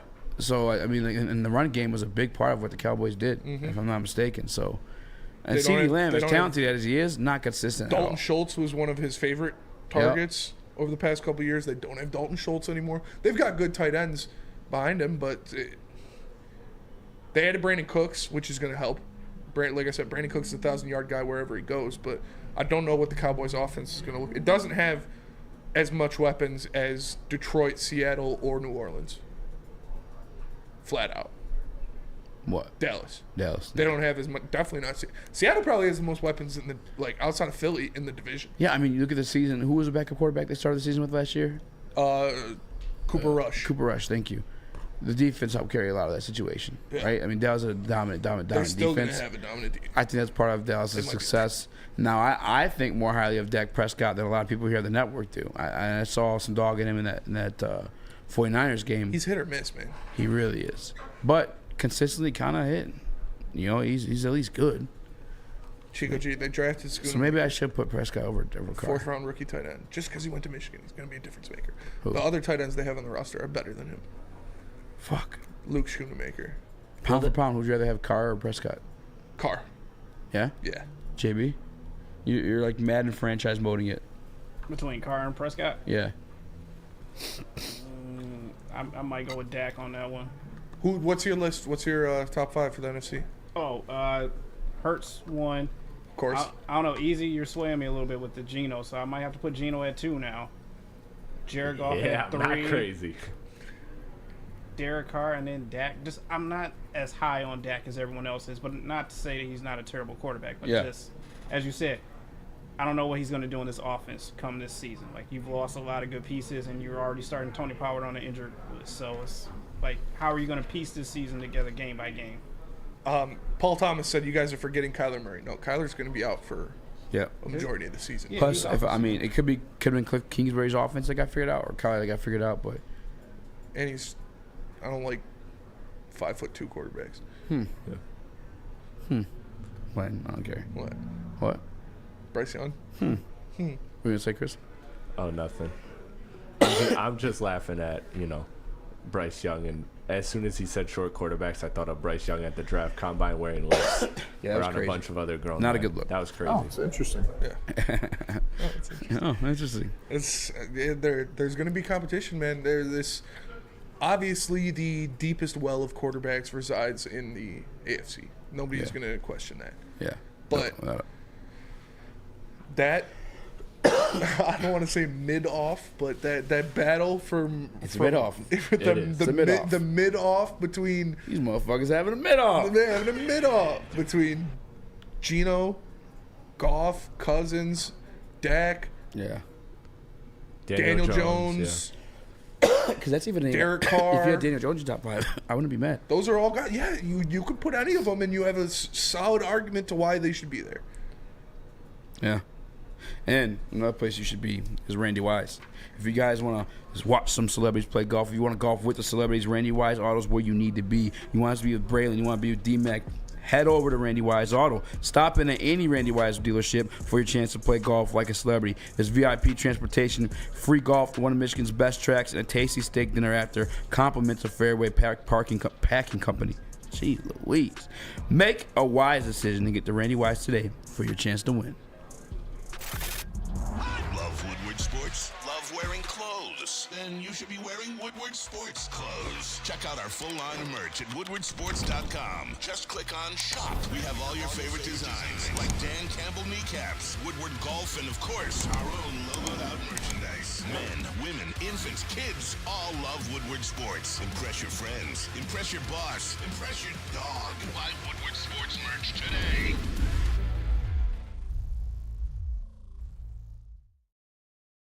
At work and at home. We're there with smarter security solutions. Featuring complete automation with customized alerts and more. For over 90 years, we've been the company that's been counted on to protect what matters most, all with personalized service and care. Right now, for a limited time, receive a free video device plus free installation with a new home system. Guardian Alarm. We protect Michigan. For Detroit, by Detroiters. Welcome to the Woodward Sports Network. What up, though, everybody, and welcome back to the Woodward Heavyweights live on woodwardsports.com. Make sure you like and share the stream. If you're listening on an audio platform like Spotify or Apple Podcasts, leave a how many star review? 5 stars. 5-star review. Make sure you smash that like button. Smash. Smash like Khabib. Smash like a Dagestani. So, we just got done talking about NFC quarterbacks, how we think the rankings are going to go. Brother. Top 5, PFF dropped theirs.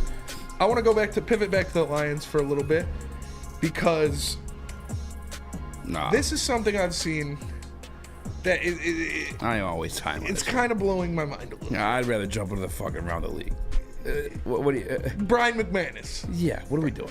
Brandon McManus. Yeah, Brandon McManus. Yeah. Is this like a must sign for the Lions? Are you punching the table for Brandon McManus to come to Detroit? No. Why is this a thing? I did the research last year. Brandon McManus, he was a 77.8% field goal kicker. He was 10 of 10 from 40 to 49, and 8 of 13 from 50 plus, and he made 92% of his extra points. Michael Badgley was an 83.3% field goal kicker. So better. And 100%, 33 of 33 in extra points. Yeah. Oh, it's interesting. That's interesting. Like, I don't understand this. Like, that's why I don't know. Michael Badgley is not a bad kicker. He's a pretty good kicker. He's not. He's Jared Goff-esque of kickers. I'd say he's a little bit higher than mid. Wow. Mad disrespectful. Michael Badgley is a pretty good NFL kicker. Jared Goff's the top 5 It's not like it's in the NFC on Kickalicious or Roberto Aguayo or whoever the fuck. Like, Brandon McManus is not a need for this team. He's equal to, like, Spider-Man meme, Michael Badgley. We got Brandon McManus at home. We don't need him here. Yeah. This is the most random hyping up of almost just as, if not more random than the Justin Fields situation. Like, what? Yeah, I'm good with Money Badger. Yeah, and they just re-signed him too. Like, I don't even want to waste time on this topic. What are we doing? Yeah, I don't know. I've just seen it everywhere. You know, fucking Lions fans, man. No, I know. Kicker, backup quarterback. But by the numbers, Badgley was better last year. He's a better kicker than McManus. And McManus has never been a guy to fucking fawn over. Like, yeah, I don't understand it. I don't understand it at all. His best year was 2019. Yeah. That's all I got on that one. I'm not going to sit here and fucking talk about a kicker when we have one that's just as good, if not better. Yeah. Burns says classic Lions fans thing. They really what it is. Like, it is we wild. need to sign this kicker right now. Bring him in. He's just as good as the one we have, but pay him millions of dollars. Like, no. We need a kicking competition in camp between two guys that are literally the same person. Like, that's Maz. Maz is all about kicking competitions. Yeah, I know, dude. Kicking competition, Baker Mayfield, that gets him off. Maz keeps talking about the fucking guy they signed from the XFL. Like, he's pretty good. Michael Badgley is a good NFL kicker. He's not Justin Tucker. He is not, our boy Matt Prater. He's not Jason Hansen. And the same conversations had about Brandon McManus. Yeah, it's literally the same. So why are we like busting a nut? They had to fucking get this guy. Spider-Man meme. Yeah, literally. They're the same fucking person. A little younger. Yeah, same exact person. And that's what you're going for. I apologize. Yes. Chris missed it. 2-shot. Yeah, I got it. There's other 2-shot that works too. Hold on. But this one, it looks better here. God, this guy Take 2. sucks. All right. Sorry, audio of audience. 5 stars. Mike G, Spenny, we need a long snapper. Yeah. I signed a Pro Bowl long snapper, man. They did. That's changing things. Enough of that. I just... Yeah. It blows my mind when Lions fans are like so vehemently, we need another kicker who's just as good as the one we have. Give him $5 million. Like, no, I'd rather fucking... You signed Chauncey Gardner-Johnson for $6 million. Yeah. Like, don't waste it on another kicker that's not fantastic. If this was fucking Justin Tucker, and he's like, I want to come to Detroit, then yeah, you fucking do it. But it's Brandon McManus. It's not Jason Hansen or Sebastian Janikowski. Fucking nerds. Okay. I'm glad we got that off the chest. Now let's do an Around the NFL. Some predictions for next year. JB, drop a beat for me. I'm going to go around the room, and we're going to talk about some things, about how we think things are going to work out, who we think is going to go where, who we think is going to do what. First things first. On the relax. First things first on the relax. One team who will surprise you or surprise national media next year in the NFL. Can I say mine first? Yeah. Because I think everybody already knows. I made the call. I made the stand. It's the Houston Texans. Oh, my God. I think the Houston Texans are going to have a good year. Not happening. A very good year. Maybe not win the division because Jacksonville's going to be good, but I think they get 8+ wins. Not happening. And it shocks that. I love what they did in free agency. They got 2 of the best 4 prospects in the draft. I think the Houston Texans are going to surprise some people. Not make the playoffs or anything crazy like that. They can win the division. No, the Jacksonville Jaguars are good. They're going to be good. But I think Houston has, if their win total was 7.5, I'd go over. Easy. Who's going to surprise the league? Who's going to surprise the league? I got a couple names. I got some teams that I think it'll be a lot worse than people are expecting of them. One, surprise depends on like. No, disappoint is next. So disappoint's next. Good surprise. Good surprise. Listen, I don't think there's gonna be anybody to go worse to first this year. I don't think it's happening. Really? If I had to pick, obvious answer is the Jets. Yeah, it feels too obvious, right? Yeah, it's not a surprise.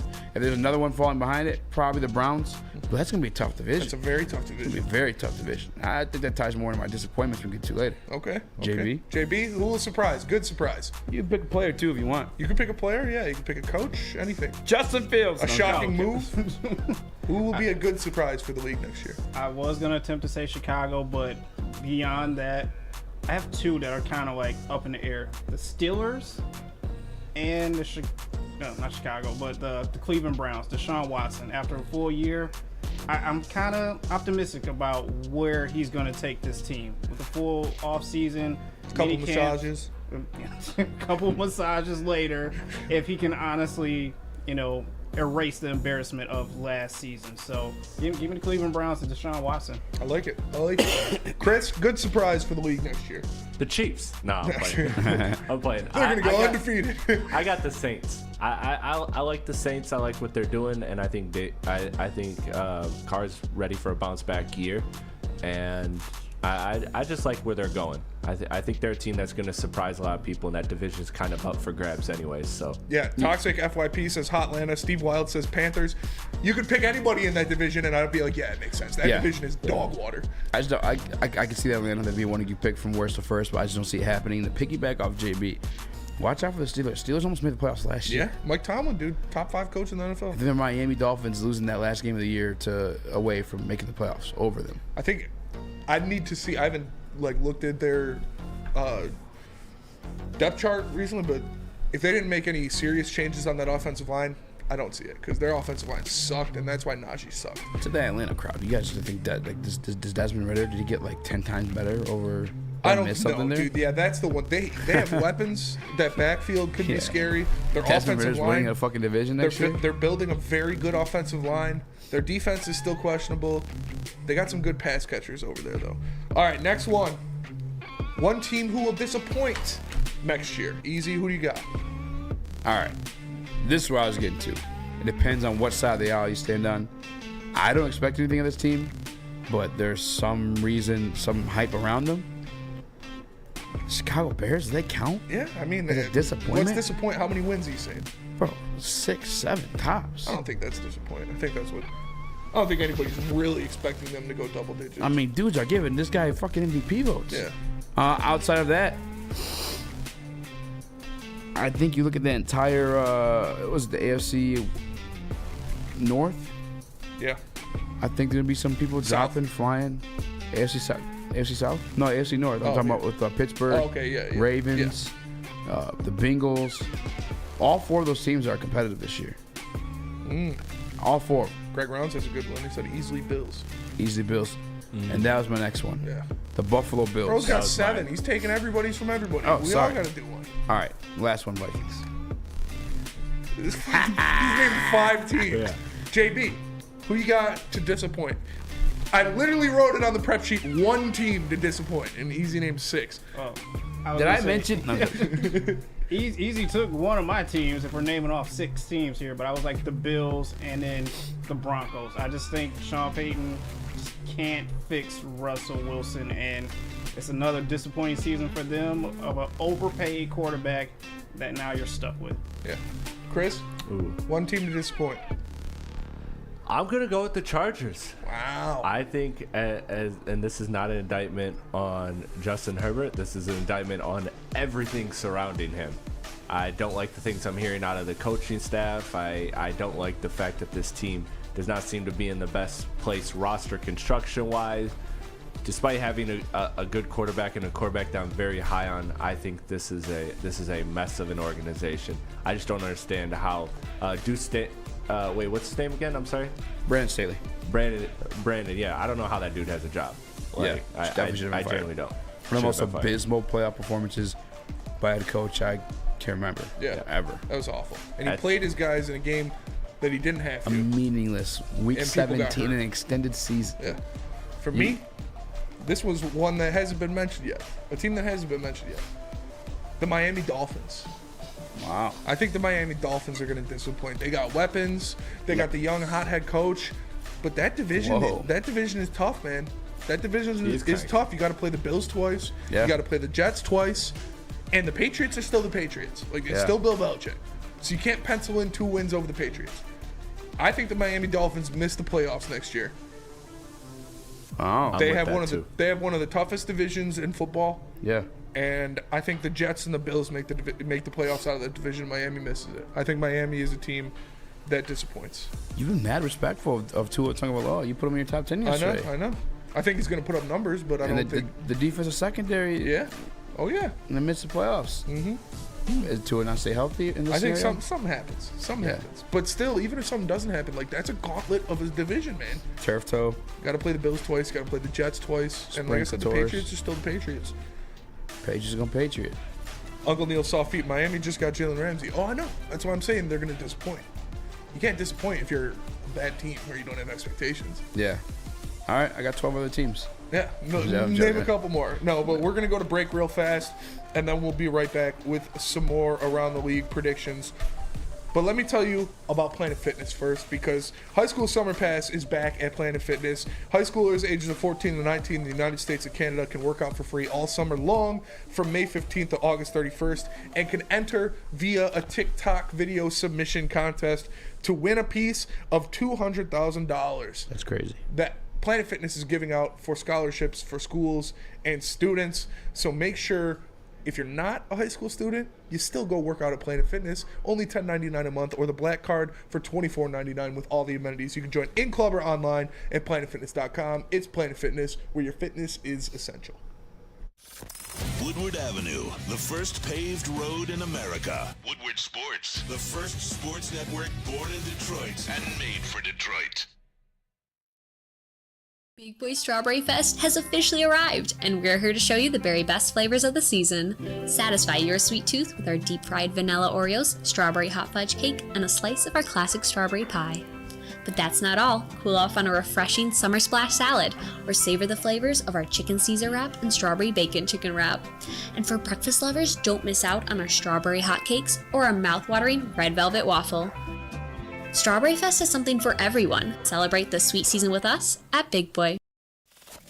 We don't like to brag that we are the toughest sports network in Detroit, but we do have a guy named Darren McCarty on our side. Woodward Sports. What up, though, everybody, and welcome back to the Woodward Heavyweights live on woodwardsports.com. Make sure you like and share the stream. If you're listening on the audio platforms like Spotify, Apple Podcasts, wherever you get your podcasts, leave a 5-star review. For the man to my left, the one and only Speak Easy, Chris Platty in the TD booth, JB Smooth on the ones and twos. I am Spencer Axter. We appreciate you all for watching, and ask politely to smash that like button. So we're doing a little bit of Around the League, a little bit of who's going to impress, who's not going to impress, what's going on here. Now let's get down to some awards. First one, the granddaddy of them all, not the Rose Bowl, but the MVP. Eazy, who is your way too early MVP? MVP for next season. It's Offensive Player of the Year. MVP. You going Dark Horse? Or who I think is going to actually win?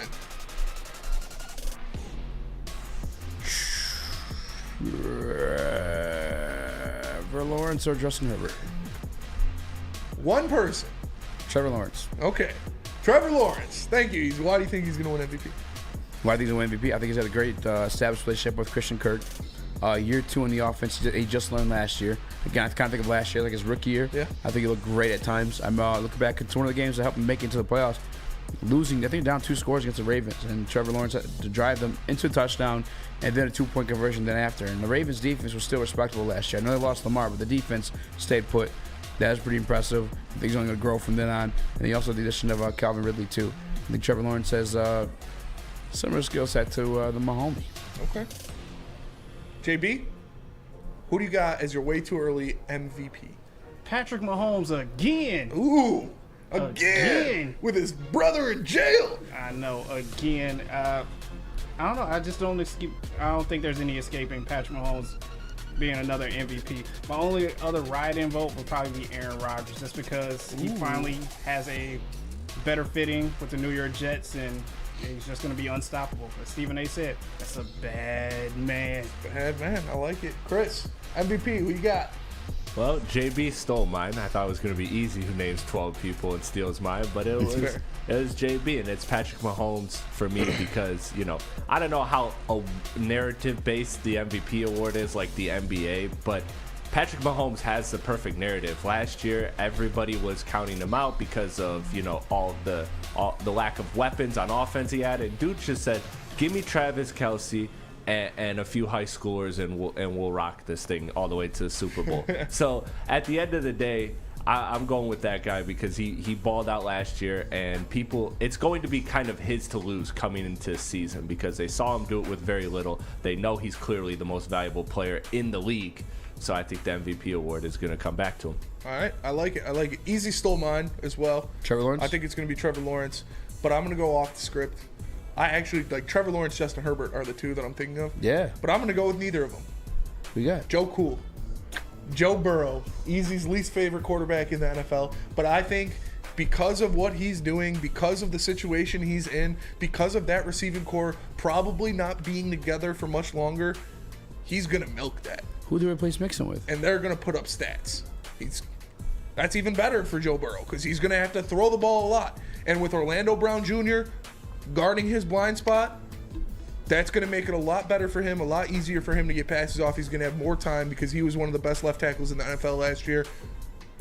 Give me Joe Burrow, but I'd put my money on Trevor Lawrence. All right, now.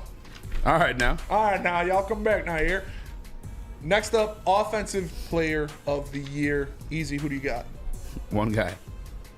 One moment. If he stays healthy. One opportunity. Eminem. Do not miss your chance to blow. All right. And by Eminem, I mean the white guy playing the best at the black man sport, Christian McCaffrey. Oh, I like that. All right. We saw like this is a half a season that 49ers offensive scheme, and he was lighting them up. All right, year 2 going to be a whole nother situation. That's a and good hopefully they get a some consistency with the quarterback in the offseason too. Got Christian McCaffrey. I like that a lot. JB, who you got?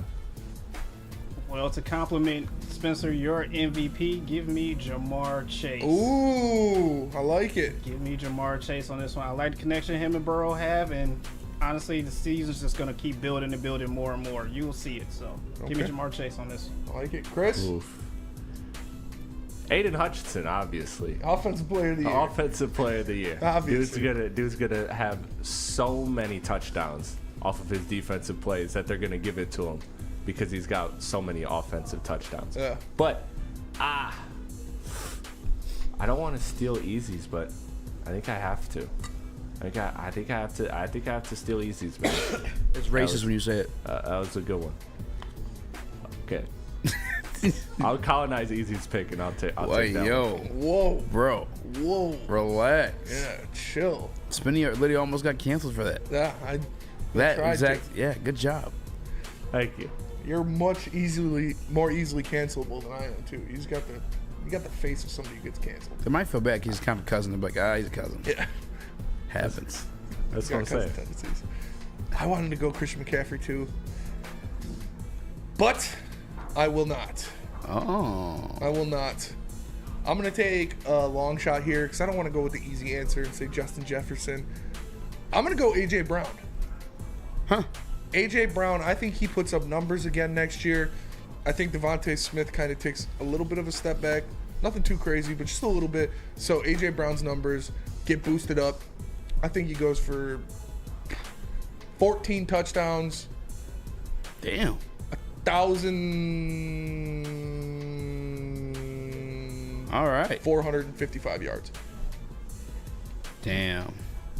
I'm not gonna read that one. The easy one is Justin Jefferson. Oof. Yeah, that's a mean one. But I'm gonna go with AJ Brown. Long shot. Not everybody could Hail be Mary. not everybody could be a people pleaser. Real quick, hot take. I actually think it's the opposite over there, the Philly. I think Really? DeMonte Smith has the better year than AJ Brown, because AJ Brown finally gets the respect of being what he's been the past 3-4 years. Mhm. He starts getting double teamed and more focus on him, where DeMonte Smith go out there and do his thing. Yeah, I'm going long shot AJ Brown. I like Christian McCaffrey too, though. Honestly. I don't hate it. I don't hate it. He's gonna put up numbers if he can stay healthy. All right, next up, defensive player of the year. People pleasers, Fish's burner. Defensive player of the year. Easy. Who do you got? Defensive player of the year. I did write this down somewhere. Let me find it here. I didn't. Defensive player of the year. This is an easy answer. I apologize. Thank you for letting me go first. Micah Parsons. Okay. All right. The Dallas defense got better. It did. In the draft. It's already a damn good defense on all levels. So, give me Micah Parsons. Opportunity to get sacks and turnovers. I like it. I like it. JB, defensive player of the year. Who you got? Like one of my sneaky teams, give me TJ Watt on this one. He didn't get to fully finish off the season because he had injuries going on, but still, I think Mike Tomlin and the Steelers have something cooking over there, and he might surprise you on this one. So give me TJ Watt. I like it. Chris? I'm going with a complete wild shot because I don't know the last time this has happened, but I'm going with Sauce.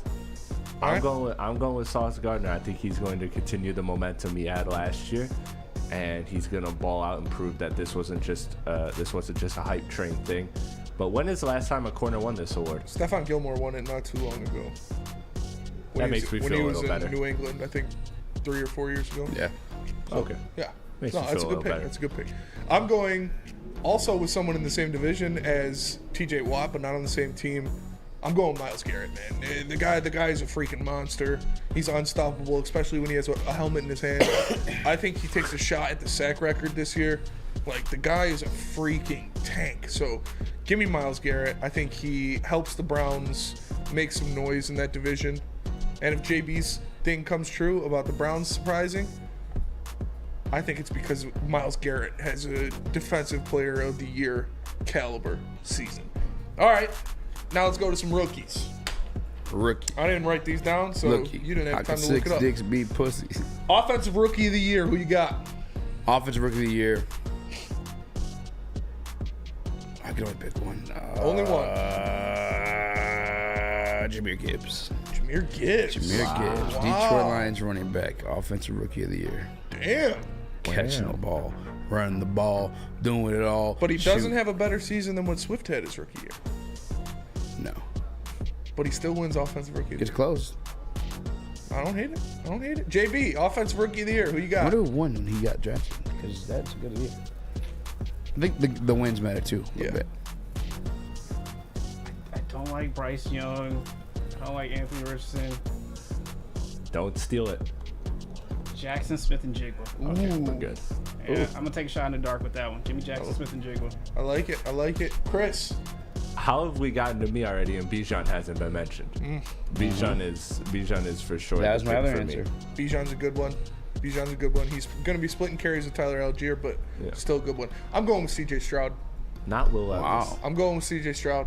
I You're like the riding Texans. I think the Texans are going to make some noise next year. I might look like a complete idiot, but at least I'm not planting flags. But I think C.J. Stroud has the best rookie year out of the quarterbacks. Okay. Not Will Levis. Between Will Levis, Bryce Young, and Anthony Richardson, I think C.J. Stroud has the best numbers. You hear the hype? They say Anthony Richardson's looks nice. Yeah, I mean, he'll look nice in shorts. It says he's picking it up better than like you would expect it. Like he's picking up the offense a lot better than like reported or scouted. Him and fucking Pittman? No, Jonathan Taylor. Yeah. Oh. That'll be nasty in the backfield. They got a good offensive line too. Yeah, they do. Oh, he might be my number 2. Quentin Nelson. All right. Or Bijan. Ooh. Anthony's up there. I'm going. I'll put some money on Anthony right now. Fuck it. Putting some money on after the show. Hey, Rich. All All right. right. 5 spot. Defensive rookie of the year. Easy, who do you got? Are we all going to be unanimous here? What? Are we all going to be unanimous here? Probably Who we not. got? It might be. Yeah, you go first. Oh, Will Anderson. Will Anderson. I don't think it's even going to be close to me. All right, JB. I was gonna go with Will Anderson as well too. Okay, I like it. Who you got? You want to hear it? Yeah. You want to hear who I got? Yeah. Jack fucking Campbell. Get the fuck out of here. Defensive Rookie of the Year. Get the fuck out of here. Captain Jack. I think he has 120 tackle season.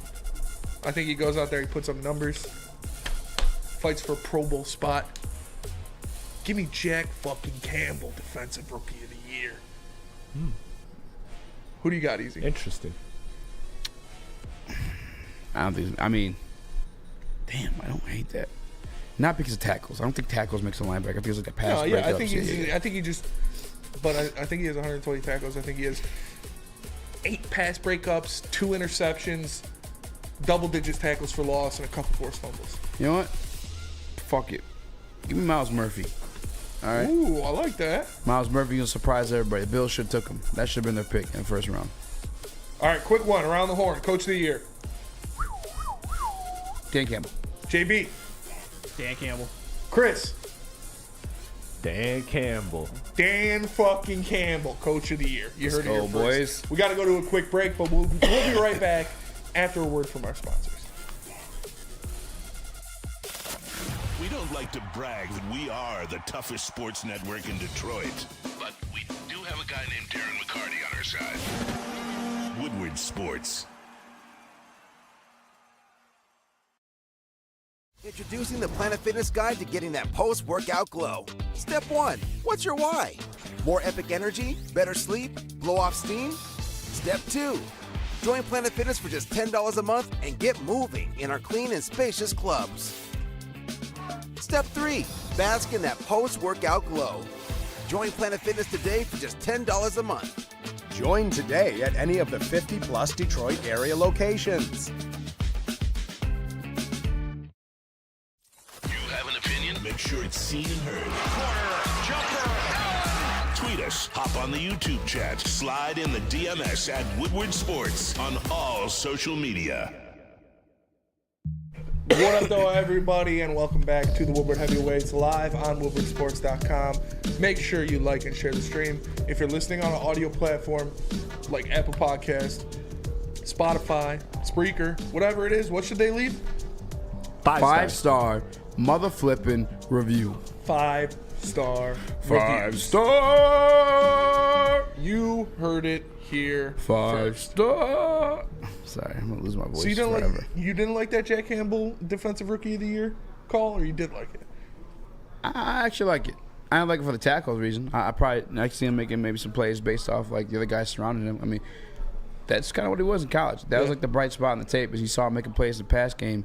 You have a secondary that's gonna be getting their hands on the ball. No pun intended. And Jack Campbell could be the recipient of that. And you saw that in his highlights too. Mm-hmm. He wasn't always the guy necessarily getting the hands on the ball, but he was always there to make the play on it. And that's what he do. That's what he does. I got Campbell and Campbell, Defensive Rookie and Coach of the Year. Nuts on the table, says Jack Campball. All right, now what really matters, what means the most. What? Something good? Who's your Super Bowl matchup next year? Oh, I ain't doing that. Who's your Super Bowl matchup next year? Come on. That's where you draw the line? Way too early Super Bowl matchup. This doesn't mean anything until we get through camp, see the cuts. It was way too early for a reason. The Jacksonville Jaguars. Wow, really? I don't hate it. Versus the Detroit Lions. Seriously. You got too much PTSD, baby. Get them in there. You're serious? Jags Lions Super Bowl, Battle of the Kitties. Yo, scissoring at the Super Bowl. The Kitty Bowl. You got the Puppy Bowl on, and you got the Kitty Bowl on. Give me some NFC teams. NFC. NFC. Eagles, Niners, Seahawks. Ooh, the Jacksonville Jaguars versus the San Francisco 49ers. I like it. I like that. I like it. You like that? You like that? You like that? You? JB, we'll get to me last. JB, who is your... Oh, and who do you got winning?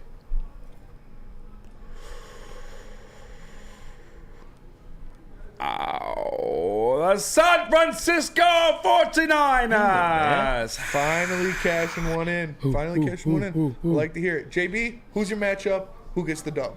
I don't want to put the Chiefs in this, so give me the Bengals versus the 49ers. Ooh, who gets the dub? Couple of rejects from the past couple of years. Burrow gets his first ring. Him. Get the fuck out of here. Burrow gets his ring? Burrow gets the ring. Smacked. You just what? When did you start hating Joe Burrow? Why did you hate Joe Burrow so much? You guys know the stat? You think he's Tua? No. Quarterbacks have made the Super Bowl and lost in their debut. Yeah. Have not been back. It's true. Going back to, I think the last one to do it was Jim Kelly. That's a long, long time. Chris? KG says anything is possible. What's your matchup? Who wins? It's gonna be the 49ers, and I wanted to go to Chiefs, but it's so hard to repeat. It's so hard to repeat though in the NFL. And I don't want to go. Pats Bengals and Giants either. did it. Yeah. I don't want to go Bengals either. Yeah, I'm gonna stick with the Chiefs just because I'm a rock with Patty Mahomes until he proves me wrong. Bro, the Giants really beat them twice. And That's crazy. I think the Niners get it. I think the Niners get it this year. I really do. I like Lunar it. in the Woodward Sports Chat got the Bills. I could see that. Bills, I like that. I'm going with something that would just fucking tickle my nutsack. Something that would just make me laugh so hard. The Texans. The Texans! No. The San Francisco 49ers and the New York Football Jets. Wow. And we know the one team Why would it tickle your nuts? Oh. Aaron Rodgers choked against in the playoffs more than any other team in his career. Wow. Is the San Francisco 49ers. So he thinks he escapes them. He gets out of the NFC. He doesn't have to play the Niners in Lambeau. He doesn't have to go to San Francisco. But guess what? He meets them in the Super Bowl, and Fred Warner and Nick Bosa drop their nutsacks on his helmet. Wow. And the Niners beat Aaron Rodgers and the Jets in the Super Bowl. That'd be crazy. That would make me so happy. Those two teams tickled your nuts. That'd be fucking That would wild. make me so happy. I love the 49ers, man. They got so many players on that team I like. They're just good. Like I said before, Fred Warner, probably my favorite football player in the NFL. Like, they're just such a good team, dude. Real quick, for me and the other guys that don't hockey as much, who's Jamie Benn? And has he always been an asshole? Yes. Yeah, why? What did Jamie Benn do? Well, you didn't see that from last night? No. I think he smacked the guy's face? Suspended like 2 games or something He like got that. suspended? No. Oh, Yeah, Jamie thank God. Benn's always been like a turd. You didn't see that from last night? No. Wow, dude, what kind of white guy are you? I went to sleep after I've been going to sleep early lately. Yeah, Jamie Benn suspended 2 vegetables games too? for cross-checking Fucking Mark loser. Stone I in like Game vegetables. 3.